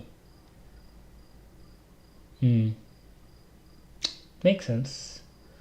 Back buffer binding. Oh, okay, gotcha. It's interesting. All right, let's actually handle this. Let's implement this. Okay, sure. All right, so for some reason they're opening a block here. I'm not sure why, but we'll see. So here they have RTV heap disk. Well, first of all, let's actually call the function that we need here. Throw if failed. Whoops. Throw if failed and m device. So here we create a descriptor heap. And the descriptor heap takes a RTV heap disk. RTV stands for render target. Is it render target view? I think, yeah, render target view. So RTV heap disk, and of course a reference. And let's go back here, and we use that weird macro again. It's back. So IID PPV. I'm not sure why they called it that, but yeah. So MRTV heap. All right.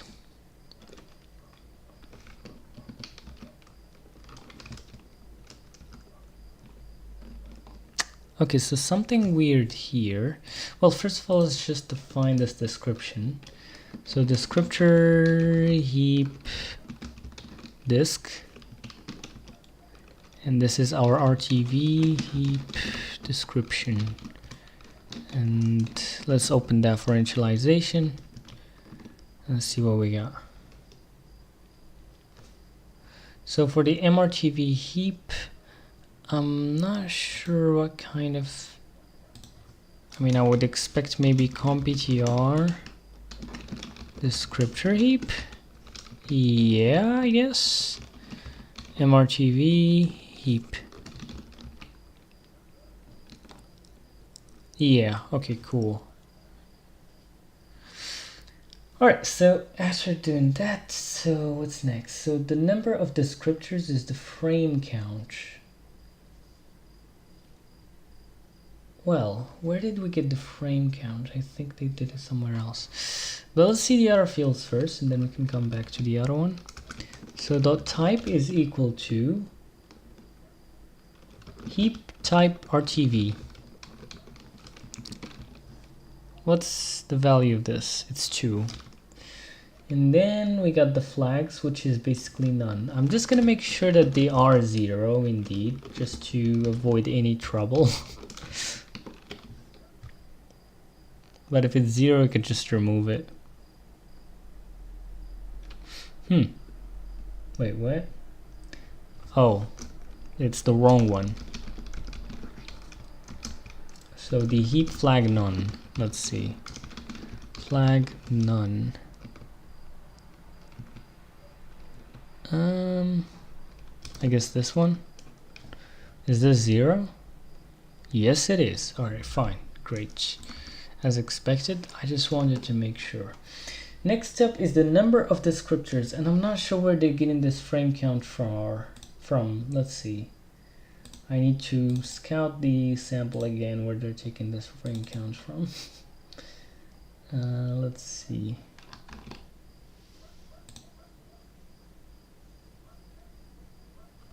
Oh, swap chain description, buffer count. Oh crap, we're not setting the buffer count here? That's wild. Okay, so I was actually weird, like, where is the buffer count? And let's see where the actual frame count is defined though. Maybe it's defined in the header. Let's see. Okay, so just a constant. They're defining it to 2. Alright, so let's do that, fine. Static const uint. So this is where you define, like, is your application going to be using 2 buffers, like double buffering, triple buffering, or what exactly? Or just 1 buffer? I guess 1 buffer is immediate mode, though I could be wrong. But yeah. Frame count is equal to 2. And now I guess we could use the frame count. Let's see. Where's the... Okay, here we go. Can we use this here?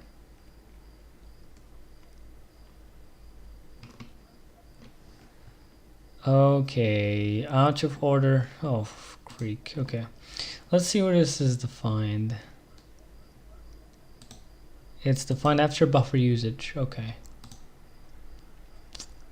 This really should be done by the IDE, like for real. Anyways, so after buffer usage, I'm gonna include it there. Okay, cool. What's next? What's next? What's next? So I guess we were here, right? Yes. So let's add number of descriptors right now. So here we basically created the buffers. Now here we're basically gonna declare them to the GPU. We tell the GPU that we want this to render to them, basically. So here we're gonna say frame count. So yeah. And that's basically it, I believe. Now let's go back to the other file and let's check out where I was. RTV heap description. All right, perfect. So now get descriptor handle increment size. What's that? So they're basically calling this after creating the descriptor heap. They're saying mrtv. Well, for now, I'll just say auto. Let's just see the type. mrtv descriptor size is equal to mDevice get descriptor handle increment size. I wonder what's that. Descriptor heap type RTV. I'm gonna ask ChatGPT. What is this? That tells you how far in bytes you need to move the descriptor handle to get the next slot in the descriptor heap of given type.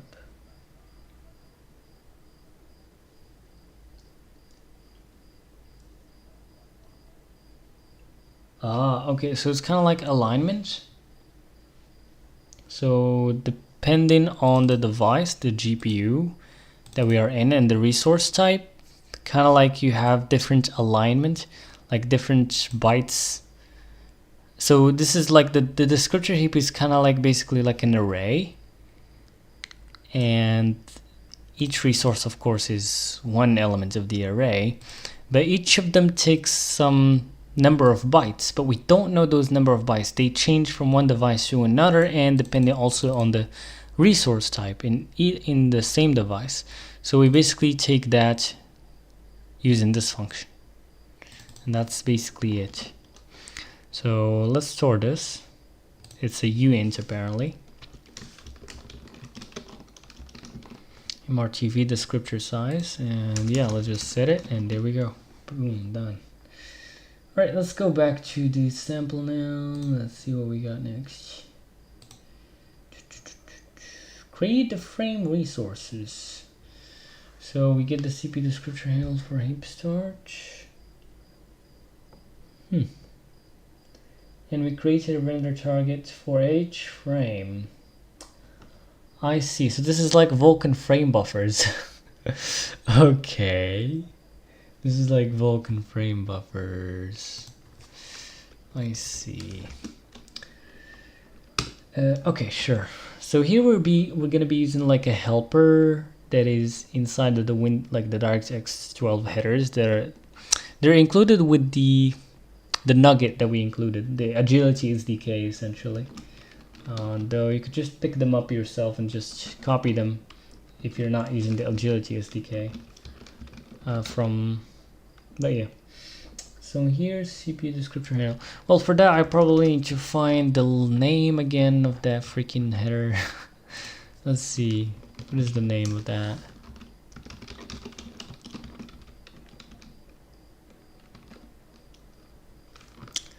Am I lucky enough to find the name here? Not really.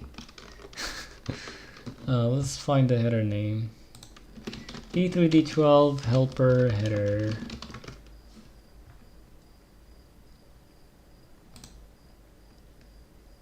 Okay, so X12. And that's the name of the helper. All right, cool. Now let's go back to business. So you're gonna say C D3DX12 CPU descriptor handle. Alright, so I see. So basically here we created the descriptors of the GPU. Now we're going to create the CPU descriptors. Alright, cool. RTV handle mRTV heap. So get CPU descriptor handle for heap start. And then we loop through each frame. Right here in the sample they're using a roll loop, though we could do some cool things, some modern C++ stuff, I guess. Nothing fancy, but let's see what they're doing here. So uint n equals 0 and is less than frame count n++. I mean, one way, like, let me show you first of all what they're doing, and then I can show you how you could do otherwise.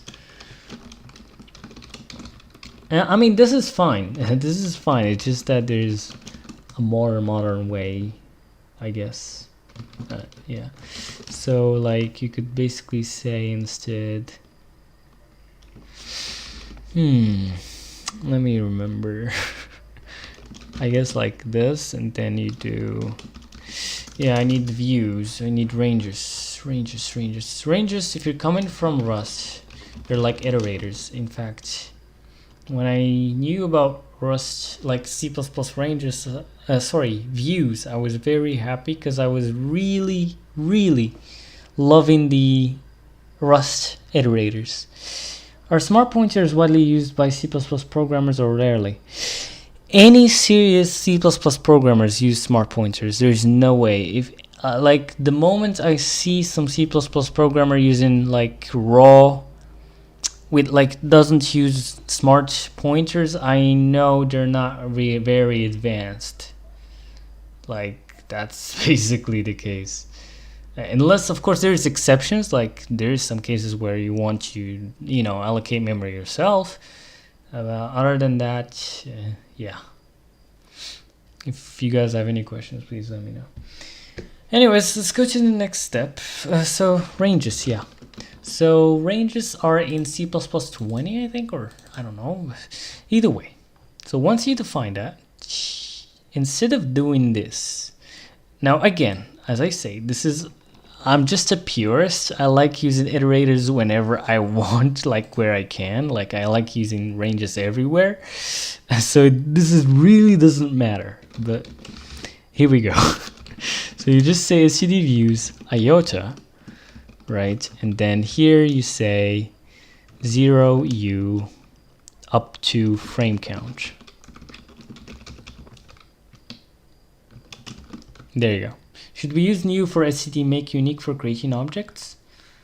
Not really. Like make unique actually does it for you. I'm new to C++. I really need to make if you guys want me to make a tutorial like on that, then please let me know. Because I actually did explain a bit about unique pointers before, but just to be concise here. So usually what you do, like for example, let's say I want to create an app here, right? In the heap, right? So here I just made it in the stack, but let's say I want to make it in the heap for whatever reason. Here's how I do it. So there's two ways. I could either do app like this. App is equal to new app, right? And then of course I have to do the same thing as I did here with the stack. And this is how you create the app the new way. But then you have to make sure once you're done with this to delete app, right? Like this. I may have made some error by the way here because I never use delete. Expression must be a pointer to a complete object type. I'm not sure how exactly to even do this. I don't remember the exact syntax because I never use delete. But either way, so this is kind of the point. You have to make sure to delete the app, otherwise this memory would get leaked. You know, you would leak memory. But let's say you throw some exception, you know, before you delete. Let's say you even remember to delete this and you did add this delete. Fine. But let's say you threw some exceptions, some std runtime error. Now once you do, you're not gonna call this delete app because you threw an exception. And there you go, boom, you have leaked memory even though you did delete app. That's why we use RAI, because it plays well with exceptions. So even if an exception happens, you're still gonna destroy all your resources. And while most of the time leaked memory isn't really that bad, like it's fine, and like the OS, the system would just clean up everything after you anyways. But it does matter if, let's say, a function you call every frame and for some reason it fails and it throws an exception, and now every time it fails, you're basically leaking memory. And so every frame you do that 60 times that frame, and there you go, you keep on leaking memory until your program uses up all the available memory, and your application, like the OS, would basically crash your application because it's using too much memory. And there you go, boom, done. Right? So that's basic. Now here's how to do it using unique PTR. You just say unique PTR app, right? App is equal to make unique cd make unique app. Now this would call new for you. This is kind of like exactly like this, but this time the unique pointer actually like owns this window, which means that once this unique pointer gets out of this scope, like gets out of this function or whatever, like the scope is basically this, so this is a scope. Now once we reach here outside the scope, the app would get automatically destroyed by the unique PTR. That's basically what a unique pointer does. And if you throw an exception here, it would still destroy the app. And the other advantage with this is that you cannot forget to delete the app. That's basically what a unique PTR is. There is also shared PTR. And shared PTR is basically like, the thing is about unique PTR, if you want someone else to be responsible for destroying the object, then you basically have to say, you have to use std move to move that object to the other object you want to be responsible for destroying it, right? But like, let's say you have a shader, right? Or, you know, let's make a simple example. Let's say you have a house. This is a very weird example, but let's say you have a house, right? Unique PTR is like getting a key, right? So there's one owner of the key, right? Now, if there's no key to the house, you want to destroy the house because no one is using the house, right? But let's say there's another person that have a key to the house. We want another person to have the key to the house. And as long as at least there is one owner, there's one key that exists, we want to keep the house. We don't want to destroy the house because someone is using it, right? Then instead of unique PTR will only allow us to give one key at a time to each person, right? But shared PTR, on the other hand, can give us two keys. So as long as there's at least one key there, the app wouldn't be destroyed, the house wouldn't be destroyed, right?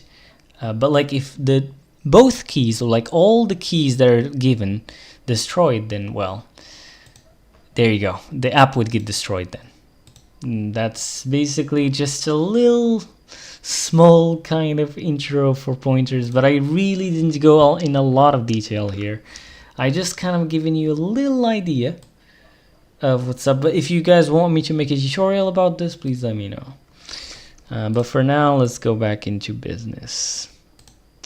App would get automatically destroyed. But yeah, So right now I don't really need the heap, so I just didn't. Cause another thing that I actually notice on a lot of people do, like beginners, they just do everything they do new, right? Especially if they're coming from C#, they just do for everything new app, which is not great. You only want to use the heap. You only want to allocate memory if you really need the heap.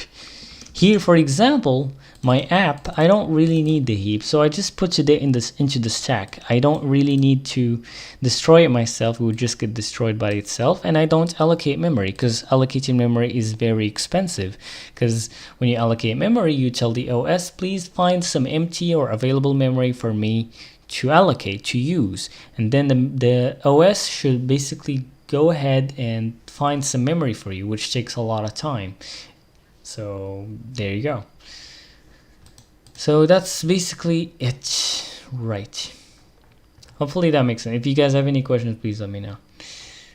All right, next up, let's go back to business here. So instead of this row loop, we could actually just do this if you want to. I'm a purist. I really love ranges and views, so I use them everywhere I can. But like this is really fine. But yeah, this is how I would do it. IOTA 0u frame count. And this would be the exact same thing. It's just that here, now the nice thing about ranges is that I can compose them. Like, let's say I want to actually filter by only the indices that are even. Then I would basically say like pipe std views filter. And then I could filter stuff up and so on. So yeah, they're basically giving me all that capabilities. But I just love them, honestly, anyways. So let's just remove this right now and keep this. Either way, let's go to the next step. So for every frame we have in the swap chain, we want to get the swap chain buffer for that particular index. So basically, this is the frame index, I guess. Oh, actually, is it using? Yeah, it is using it. Okay, cool. So let's call this frame index and throw if failed. And here, swap chain. Okay, get buffer and uint buffer here n comma iid ppv args, right? Yes. And then render targets n. Let me see, I'm just copying right now the sample. Let me see what they're trying to do here. So of course they're getting the buffer for that particular frame index, which is in this case our frame index here. There is an n. Please just name your variables, and there you go. Now I need to figure out what this honestly, let me just open up that header into another tab, really, because this sucks. Apparently I can't. Okay, fine, just click on it, I guess. Whoops, let's see. So they are CompTR ID 3D12 resources, okay. And they're using raw array. So this is what they're doing here. They're basically doing this. Let's see. CompTR ID 3D12 resource, right? Oh, actually probably like this, yeah. Yep. And then they're doing render targets frame count, and there you go. So this is what they're doing. They're making an array, a raw array. I mean, this is kind of fine, but we could use an std array instead, and we could basically say CompTR ID 3D12 resource, comma the size here, which is the frame count. Of course, this would also make sure that the frame count is actually a compile time constant. Otherwise, we're gonna have a VLA, which is a lot of problems. So yeah. Okay, so mRender targets. So yeah, this is kind of like the C way of doing it to some degree, though comptr is not available in C, but you got the point. I'm just talking about the array part. But yeah, there we go. Now, this is for whatever reason not working. Oh yeah, and let's remove this and use frame index. Okay. Alright, so that's basically it. Let's go back to there. And let's see what's next.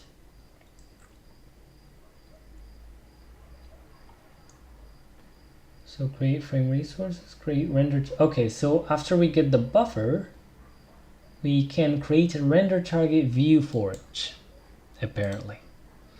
So let's do that. Device create render target view.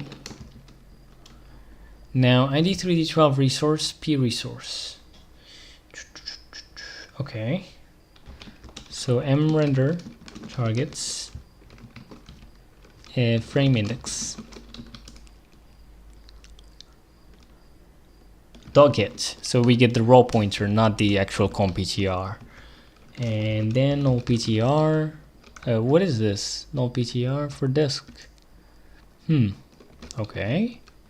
And then CPU descriptor handle.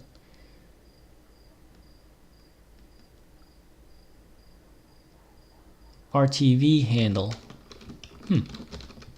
That's interesting. And then RTV handle the offset 1 comma mRTV descriptor size. This is some interesting code. I mean, I kind of understand what it's doing. Maybe this is like an array essentially, and here it's offsetting it by 1, and then the increment size is m. Let me just tell it to ChatGPT and see. Explain what this does,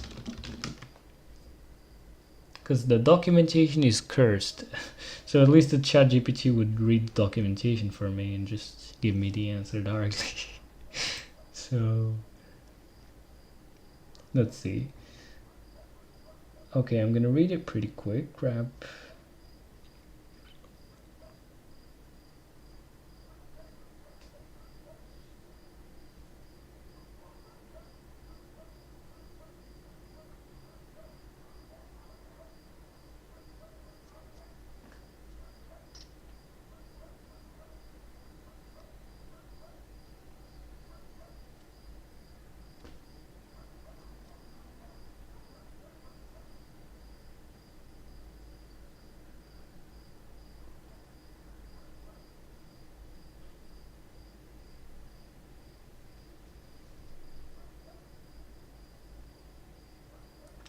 Okay, gotcha.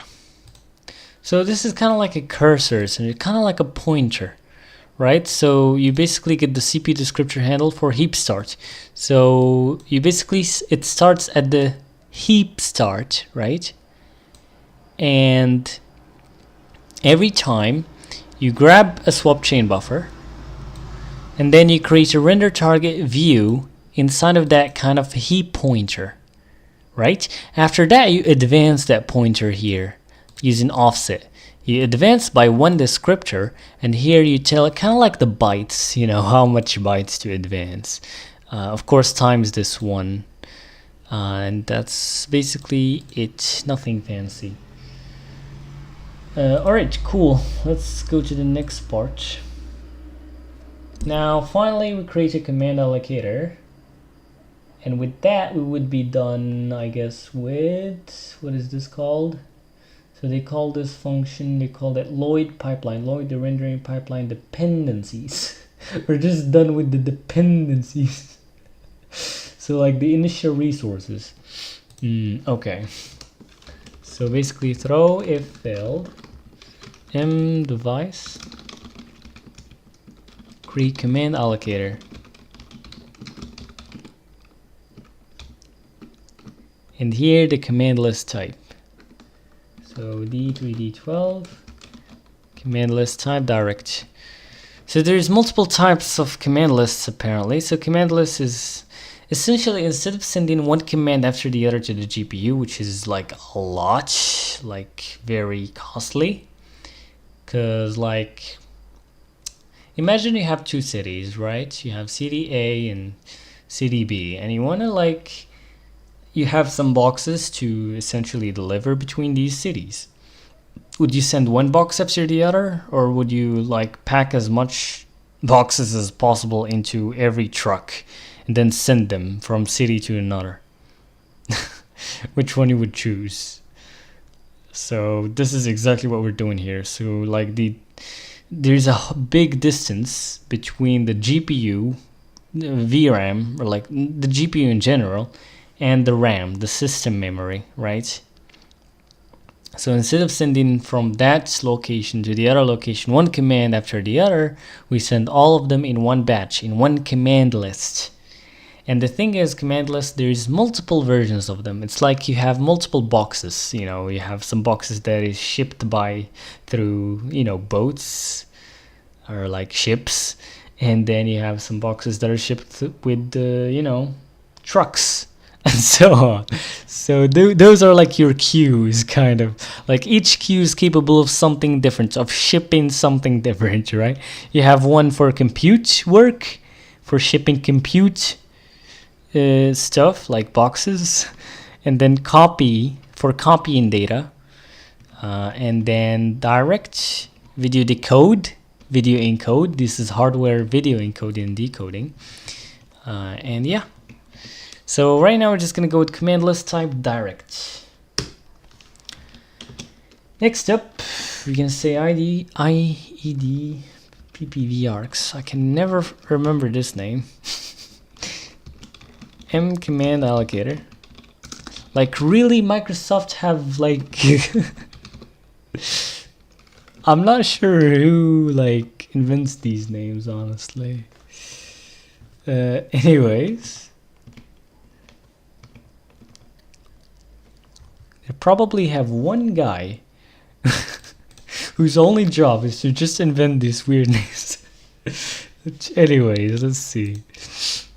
Alright, so M command allocator. Okay. Did I actually explain comptr? Well, let's create this first of all. M command allocator. So the nice thing about these comptrs is you can notice we're using them for all the DirectX 12 objects right here. That's why I didn't bother using unique PTR. Well, this is not exactly as a unique PTR. This is kind of like shared PTR, but they kind of do the same job here. Although shared PTR is a bit more, you know, overhead, but who cares? So basically, once this app closes, these objects will automatically get destroyed through our AII, and that's basically it. That's what they do. All right, cool. Next up. So we're pretty much done with those dependencies. Now, I didn't run the application for a long while now, which is not a good idea. I like forgot completely. Let's see what's the errors that we have. So first of all, this one. So the width is a uint, but this guy is a long. So we gotta basically make sure to static cast this.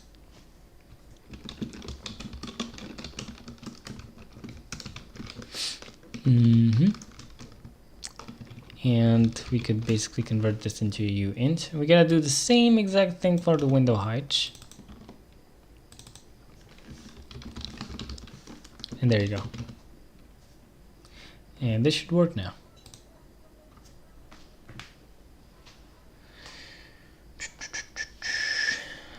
I mean, so far we're good. I wonder how much RAM we're consuming so far. That would be interesting to see. Let's see. I'm not used to seeing how much memory my program. Okay, so we're up to 98. Let's see what actually consumes the memory, by the way. Let's see. So we could actually like step through this and just see. I'm just curious, honestly. So let's start there, for example.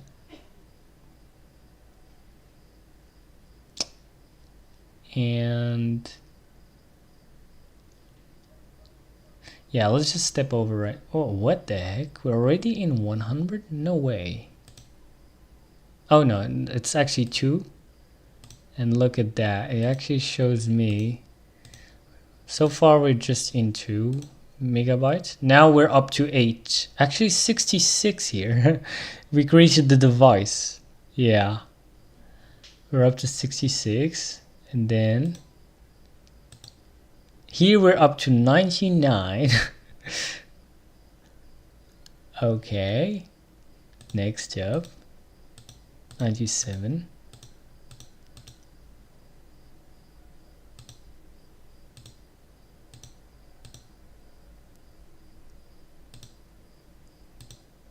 And we created the swap chain, though for some reason didn't actually change much the memory. Still 97, interesting.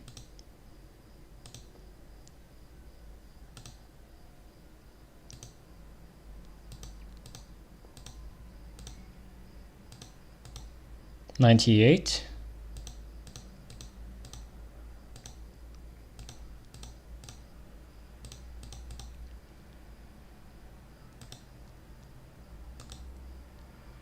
Yeah, that's basic. The biggest one was the create device. Yeah. So there we go. All right, next up, let's see what we got. So after create command allocator, let's see what they're doing after in the sample. Where are they calling this? Wait, what? So after that, they're loading the assets. Okay. They're loading the assets. Let me see how they're loading the assets. I guess they're gonna load the shaders and so on. Okay. Yeah. They're gonna do that. And then we're gonna create a command list. Then upload the vertices. Then create synchronization objects. Actually, not much left. There is actually there is quite a few stuff left, but yeah, we could do it, I guess. All right, so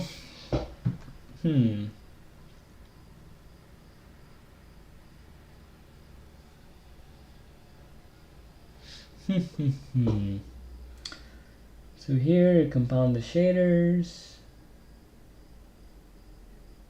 I just wonder if I could just clear the screen like Vulkan without shaders until some next video, and then we can compile shaders and so on.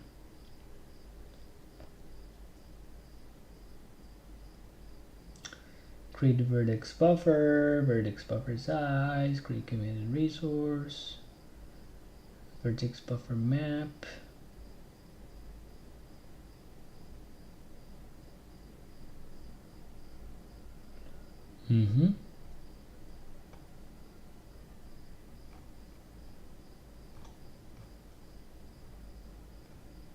Oh, they're creating the command list for the upload. Okay, so after load assets, what they do?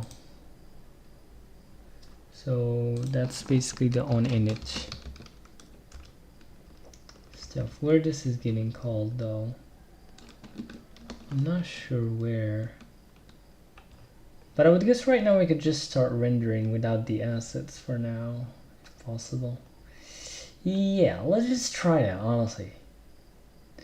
Let's try that. So on render, we first of all need to populate the command list.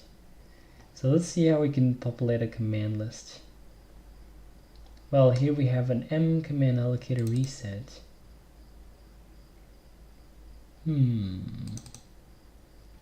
Well, where they're actually... I'm just seeing on my second screen right now real quick. Did we create a command list yet? I don't think so. We just created a command allocator. Yeah, let's create a command list. I'm gonna try to skip through the shader stuff for now because it's a little bit more heavier. I want to keep it maybe to the next stream. But what I'm trying to do now is just to draw like a color to the screen just to clear. That is wild. ID 3D12. Like this is as hard as it can get. This is like DirectX 12 and Vulkan. This is it. Command list. Okay, cool. So we got the command list. So let's create one here. So after we create the command allocator, so basically we'd have one command allocator for each thread essentially. But anyways, create the command list. All right. So here we're gonna create our truck to deliver the boxes. In device, create command list, node mask 0, D3D12, command list type directs, I think. Yes. M command allocator dot get.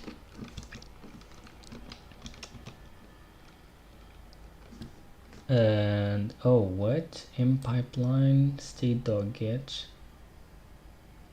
Oh, it's actually using a pipeline stage. Can I just pass a null PTR for that? I mean, I guess let's try. Oh, it's the initial state. Yeah, probably we can. Who knows? We'll see. Or I could ask ChatGPT real quick. But let's just do this weird IDDPV thing out in PPV arcs. And then M command list. And there we go.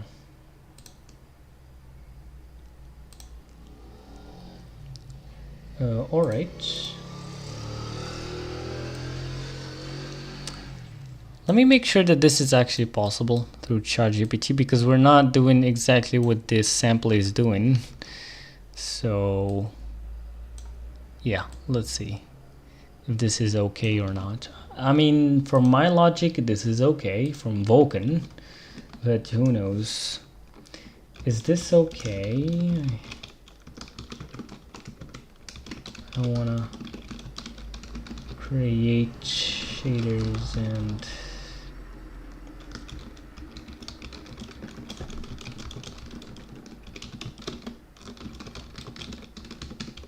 okay, let's see.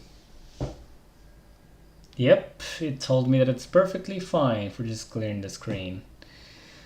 Initial PSO, null means no pipeline bound yet. Perfect.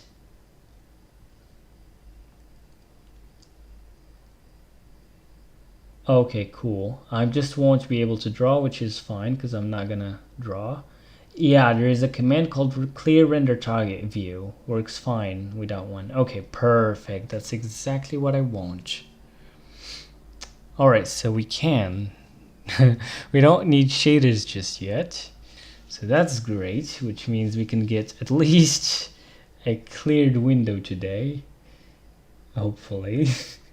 So yeah, perfect. Lovely. Alright. Okay, let me see what's up with that stuff. So M command list, what it does next.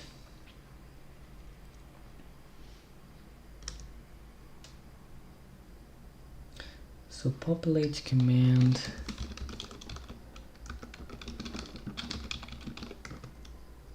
Okay, let's see what it does.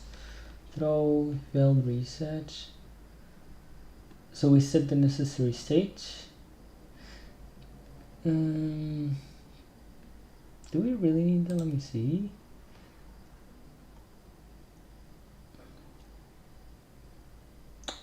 I think we don't need those.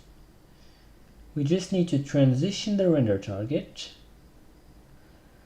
to the right transitions, of course using resource barriers, and then we could just use ClearRenderTargetView.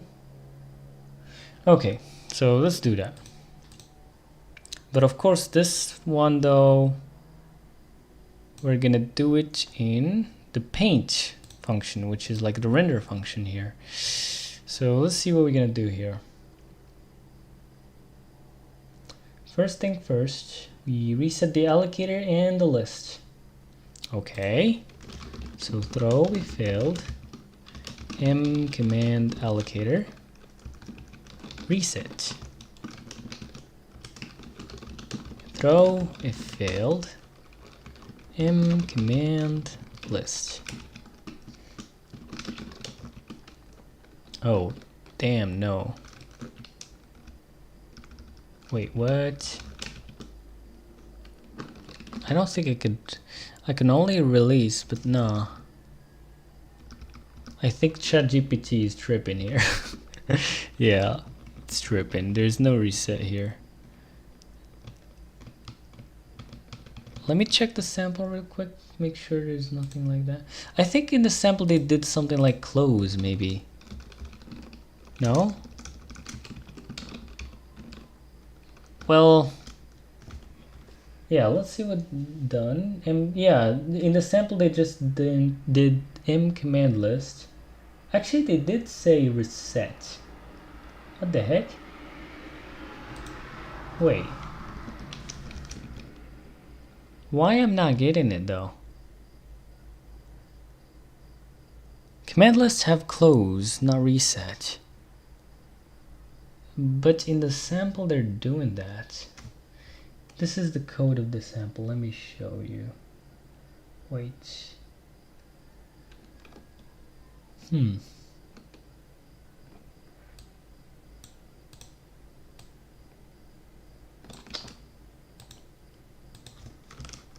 So this is the code of the sample. Reset.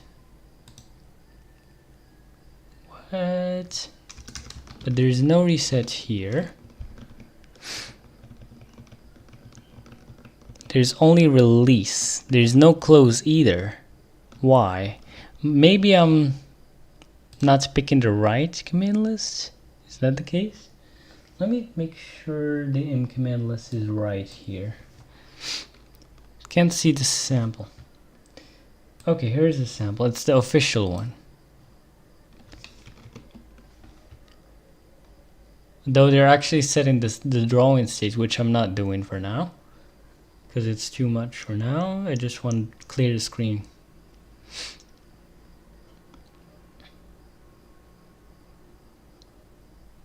You gotta find out like what this command allocator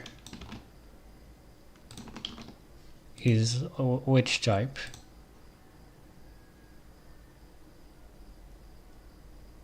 Sorry, not command allocator, command list. Right?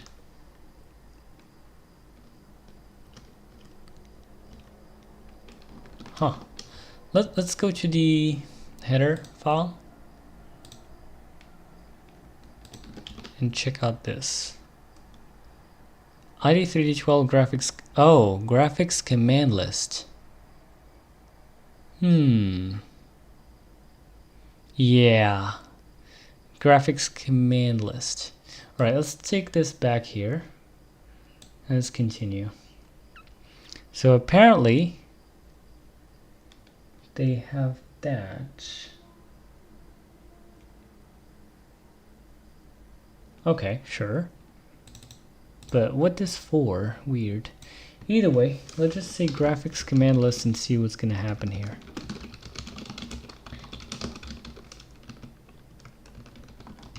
Would this even work with the current code that we have that is creating the command list? I mean, it seems fine. So I guess that's fine. Now, can I reset this? Oh yeah, I can reset it right now. I can even close it. Though I'm not sure what's the difference between these. I know at least in Vulkan we have to reset the command list before we start recording again. But I'm not sure how this maps. But we'll see. We'll see. Alright, let's see how do you using it again. Okay.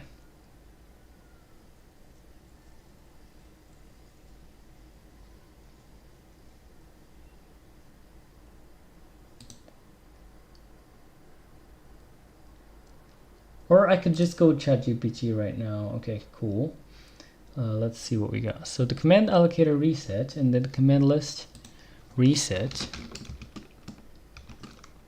And then here you give it the command allocator. Cool. .get. So basically the sample actually goes straight into creating shaders and buffers and vertex buffers and so on, which is going to be too crazy for now. I'd rather just start with the cleared screen first, hopefully, if I can. So I'm deviating a bit from the sample, but we'll see. It should be good enough, I guess. So here we actually need to transition, but before that, let me just show you the code, like just the regular code. First of all, the first command, the only command we're actually gonna do here is just ClearRenderTargetView.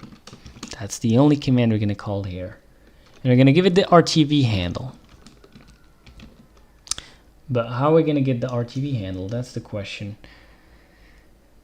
Well, I mean, probably from the RTV heap. But how? Okay, let's see.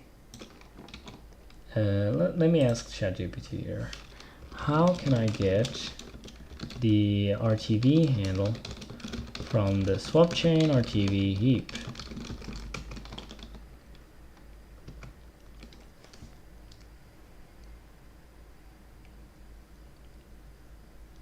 Okay, so I have to do the same code as I've done before to actually create them. Like this, I guess. But no, I have the frame index. I think I know how to do this, maybe. So first of all, we need to do this to get the first index, like, yeah. And then we need to probably offset this by probably the frame index. So instead of 1 here, maybe frame index? But wait, who's gonna give us the frame index though? We do have to somehow get the frame index again from the swap chain. But let's see how ChatGPT would do it. So RTV handle. Oh, actually there's a way simpler way apparently. So for ChatGPT, what it told me, instead of this. By the way, let me remove this, we don't need it anymore. Instead of this, we could use the helper, CD 3D X12, CPU descriptor handle. And I wonder if we could use this helper for the other guy too, but well, whatever. So RTV handle. Then here the RTV heap. Right, and then get CPU descriptor handle for heap start. And then the M frame index. So I do need to ask it how we're gonna update the frame index from the swap chain, because like this is very similar to Vulkan. It's just I'm trying to figure out like how all this maps together. RTV descriptor size.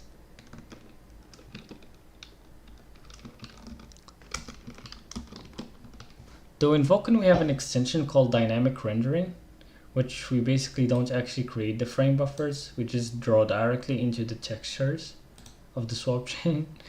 But yeah, whichever. So we could probably even check out how this is made. Well, it seems like it's just doing some weird stuff here. Anyways, never mind. Alright, cool. So now RTV handle points to the RTV to current back buffer.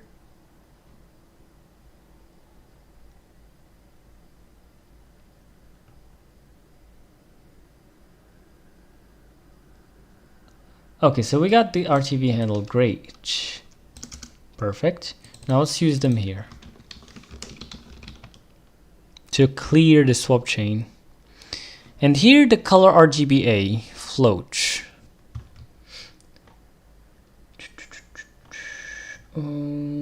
SM. So clear color, okay. So it's basically just array. Clear color, and then the number of rectangles. Huh. I could just say 0 apparently in null PTR here. Okay. So basically you could probably like set multiple rects that you want to clear maybe. At least that's what I think it is. But here we could basically say const float clear color. And basically 0f, 0.2 f, and 0.4f, and 1.0f. And there you go. And then after we're done with the command, we have to close and execute it. So throw if failed. Oh yeah, you have to end it like Vulkan, I see. But where we begin it? Oh, I guess there's no explicit begin, right? Yeah, there's no, you just reset and yeah, done. Okay, so in Vulkan you have to reset it, then begin, call a begin function. But anyways, throw if failed, m command list close. But they're very close APIs, I mean after all. They're both modern graphics API, and they're very explicit about everything, but yeah. Though DirectX 12 is more ergonomic, honestly, than Vulkan, because Vulkan have to figure out how to do the cross-platform stuff and so on. That's why it's not as ergonomic. But anyways, for the names though, I prefer the names of Vulkan. Not this. This is... I'll probably never remember all these names. M command Q. So here I guess we submit them. So in Vulkan it's called submit. But here it's called execute command lists. And in this, the sample is just commands, count of view lists, comma, lists. Though in C++ 23, instead of this, you could probably say std span. You could probably use std span here. ID3 D12 command list and lists. M command list dot get comma 1. I think. No, of course you need maybe a pointer like this. Well, actually you still need an, yeah, you still need an array apparently. Interesting. But like, yeah, that wouldn't work out apparently. Fine. Let's just remove that. Let's keep it as like this. All right. And I guess that's basically it, but not that quick. Before we clear and after we clear, we have to do something, which DirectX 11 and OpenGL doesn't have, which is explicit transitions. Now, those APIs were handling synchronization for you and transitioning the image layout, but here, no, you gotta do it yourself. And they're not too much, especially using the helper. You just say barrier is equal to dx12 resource barrier transition. And here you tell it which render target you're talking about.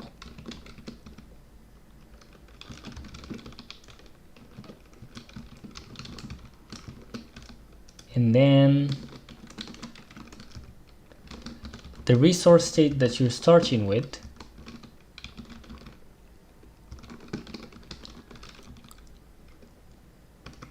and what it would end with. But wait. No, actually we start with present here. Yeah, we start with present in this case, right? Send present. Yes? And then afterwards we basically go with render target. We basically transition it to a render target so we could draw into it or whichever. And here I guess we're gonna make a barrier. Oh, I need to remove this comma. There you go. So first of all, we transition it from present to render target, and then after the command is done, after clear render target view, we have to transition it back into presentation. So we just basically switch up. Yeah. So the old state is render target and the new state is present, I think. Right? Let me see. Yep, it is. That makes sense.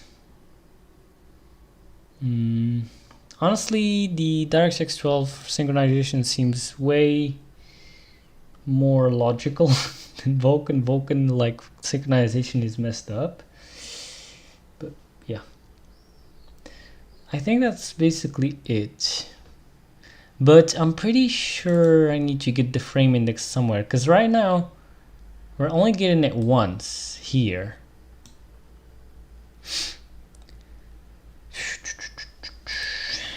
How to get the frame index from swap chain every frame.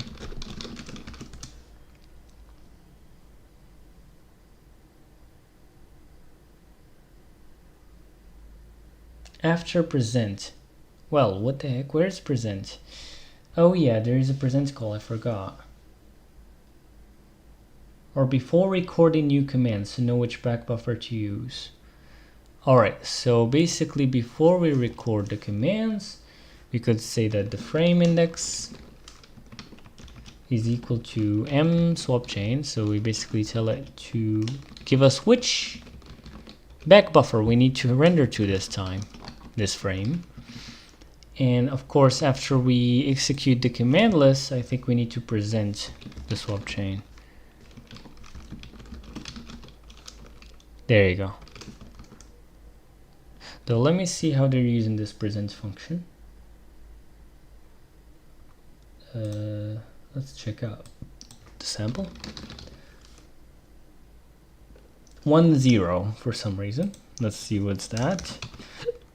The uint sync interval, probably something to do with vsync, who knows. And flag 0.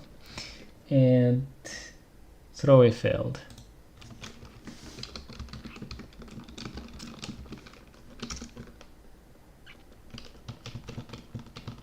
Wait, what? Okay. And wait for previous frame. Let's see, wait for previous frame. Let's see how that works. Wait.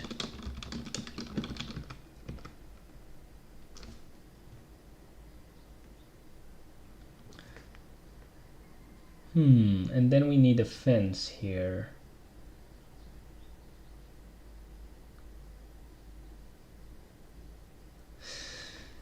Waiting for the frame to complete before continuing is not best practice. Yeah, so it's like the in-flight frames of Vulkan apparently. Okay. Wow.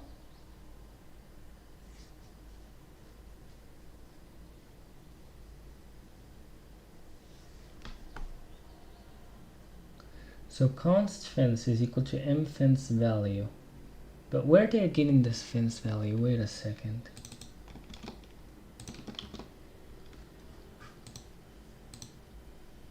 They're setting it to 1. Oh, I missed this creation synchronization objects. Yeah, we need to create a fence for synchronization real quick. So let's create one. Throw if failed, mdevice, create fence. And 0d3d12 fence flag none. id pv arcs m fence. Is that it?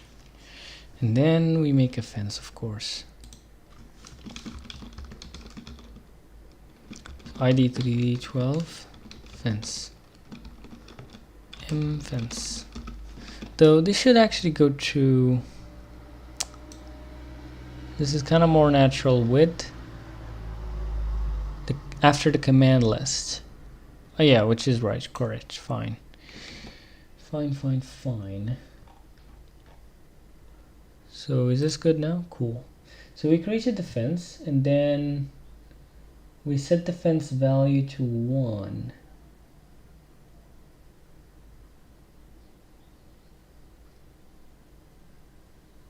Wait for previous frame.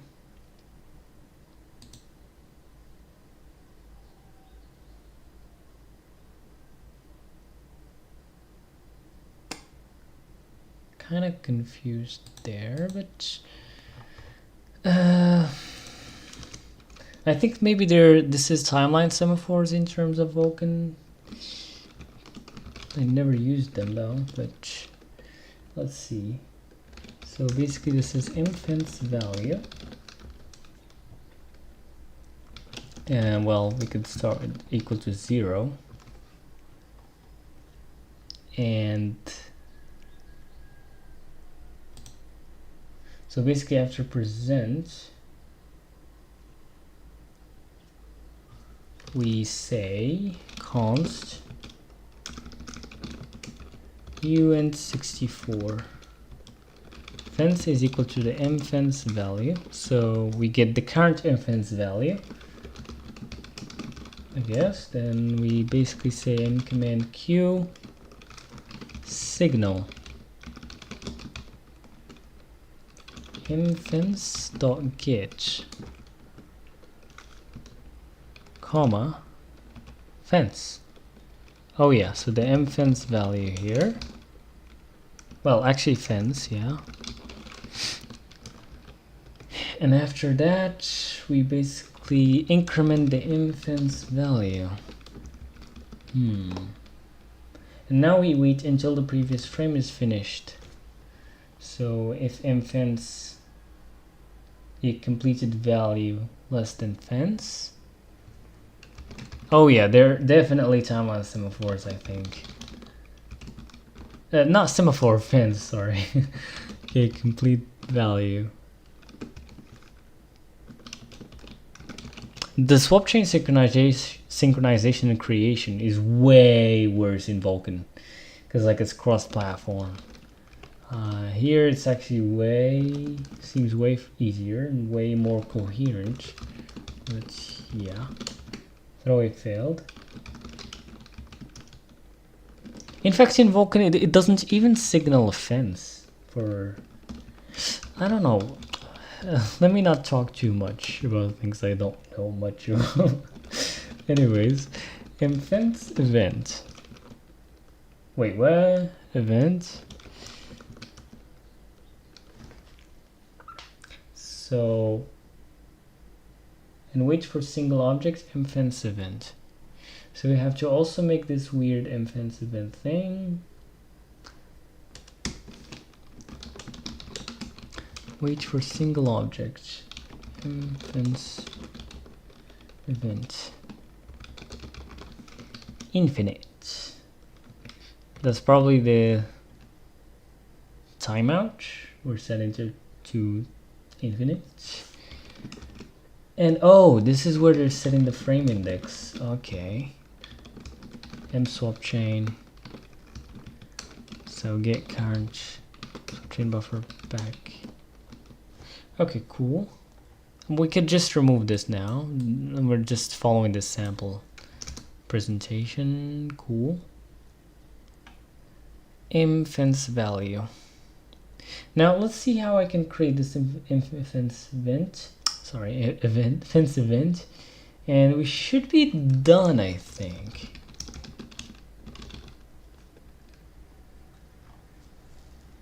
So after we create the fence here, we could create that. So throw, not really, we just say fence event is equal to create event. Okay, so this is a Win32 event, not really, I see, not really a DirectX 12 thing. So null ptr, comma false, null ptr.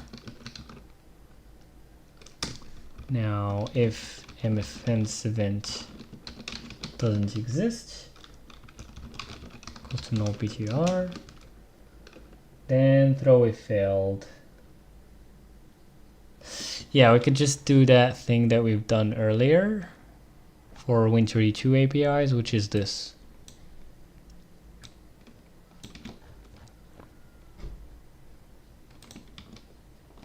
Yeah, that's basically. Now of course we gotta make sure to create this fence event thing. And how are we gonna do that? Well, actually let's do them here. I guess maybe that's called just event, or what is it called? Hold on, let me see.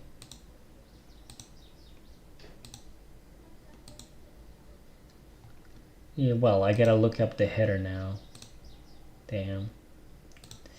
All right, let's see. It's just a handle. Oh yeah, my bad. It's just a handle. Okay. This is probably a kernel object. Could be wrong, but yeah. All right, so I think that's basically it. We still, of course, have to like do some few things. Are you doing this entirely from scratch? Yeah. Definitely from scratch. This is just for clearing a window. Let's see if this works. I don't know. First of all, let's fix these errors real quick. All right. Wait, we're creating these barriers and we're not using them. What the heck? Wait, hold on. Let me check out that.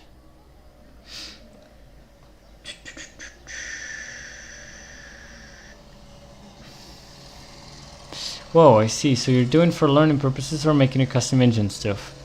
Currently for learning purposes, but who knows? Alright, let's see. Can I get the... I mean... all the projects start as learning purposes. If I tell you that I'm making a game engines, I'm gonna fail tomorrow. So all the successful ones start as I'm just learning. Nothing serious. Like even relationships actually starts that way. Nothing serious. But then you're in marriage. Boom. But if you say like this is serious from the start, it doesn't work out. That's the way life works, I guess. Anyways, who cares? Oh yeah, so we gotta use them. M command list resource barrier 1, so the number of barriers and the barrier itself. Now I could either just rename these different names, or I could just like, you know, kind of like scope this so I don't have to rename these and do the exact same thing for the other one. So I'm just gonna copy this part, put it with this guy right here, and make this guy right here, and we're good. Now maybe we're done, hopefully. If nothing pops up again. And yeah. I guess maybe I need to tab this out a bit. But yeah, I think that should maybe work. Let's see. Please work. Starting the cockpit. Hopefully we don't crash. Oh, did we? Oh, it's just a breakpoint. I was like, what? And boom, HR exception. Perfect. Let's see what we got here. Where did it fill? Let's see the call stack.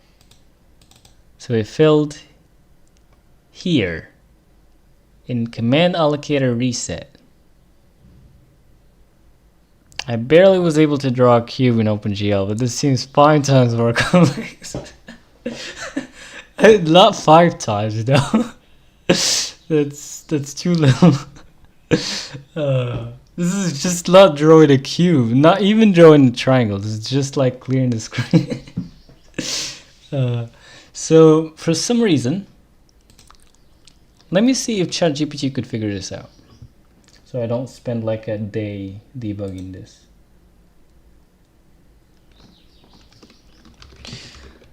Why this is throwing an exception in, what is it called? In command allocator reset. Are we even creating a command allocator, by the way? Yes, we are here. So what's up?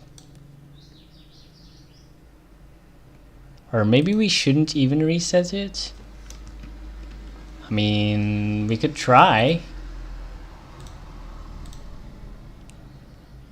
What happens if you don't reset the command allocator?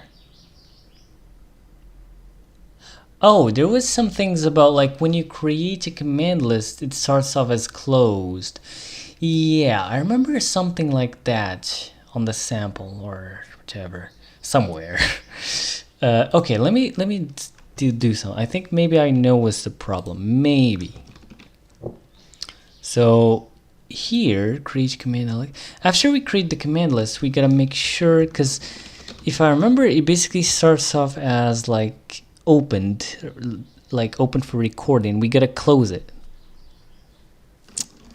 I'm not sure why they're doing it that way, but yeah.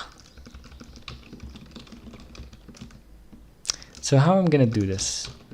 M command list close.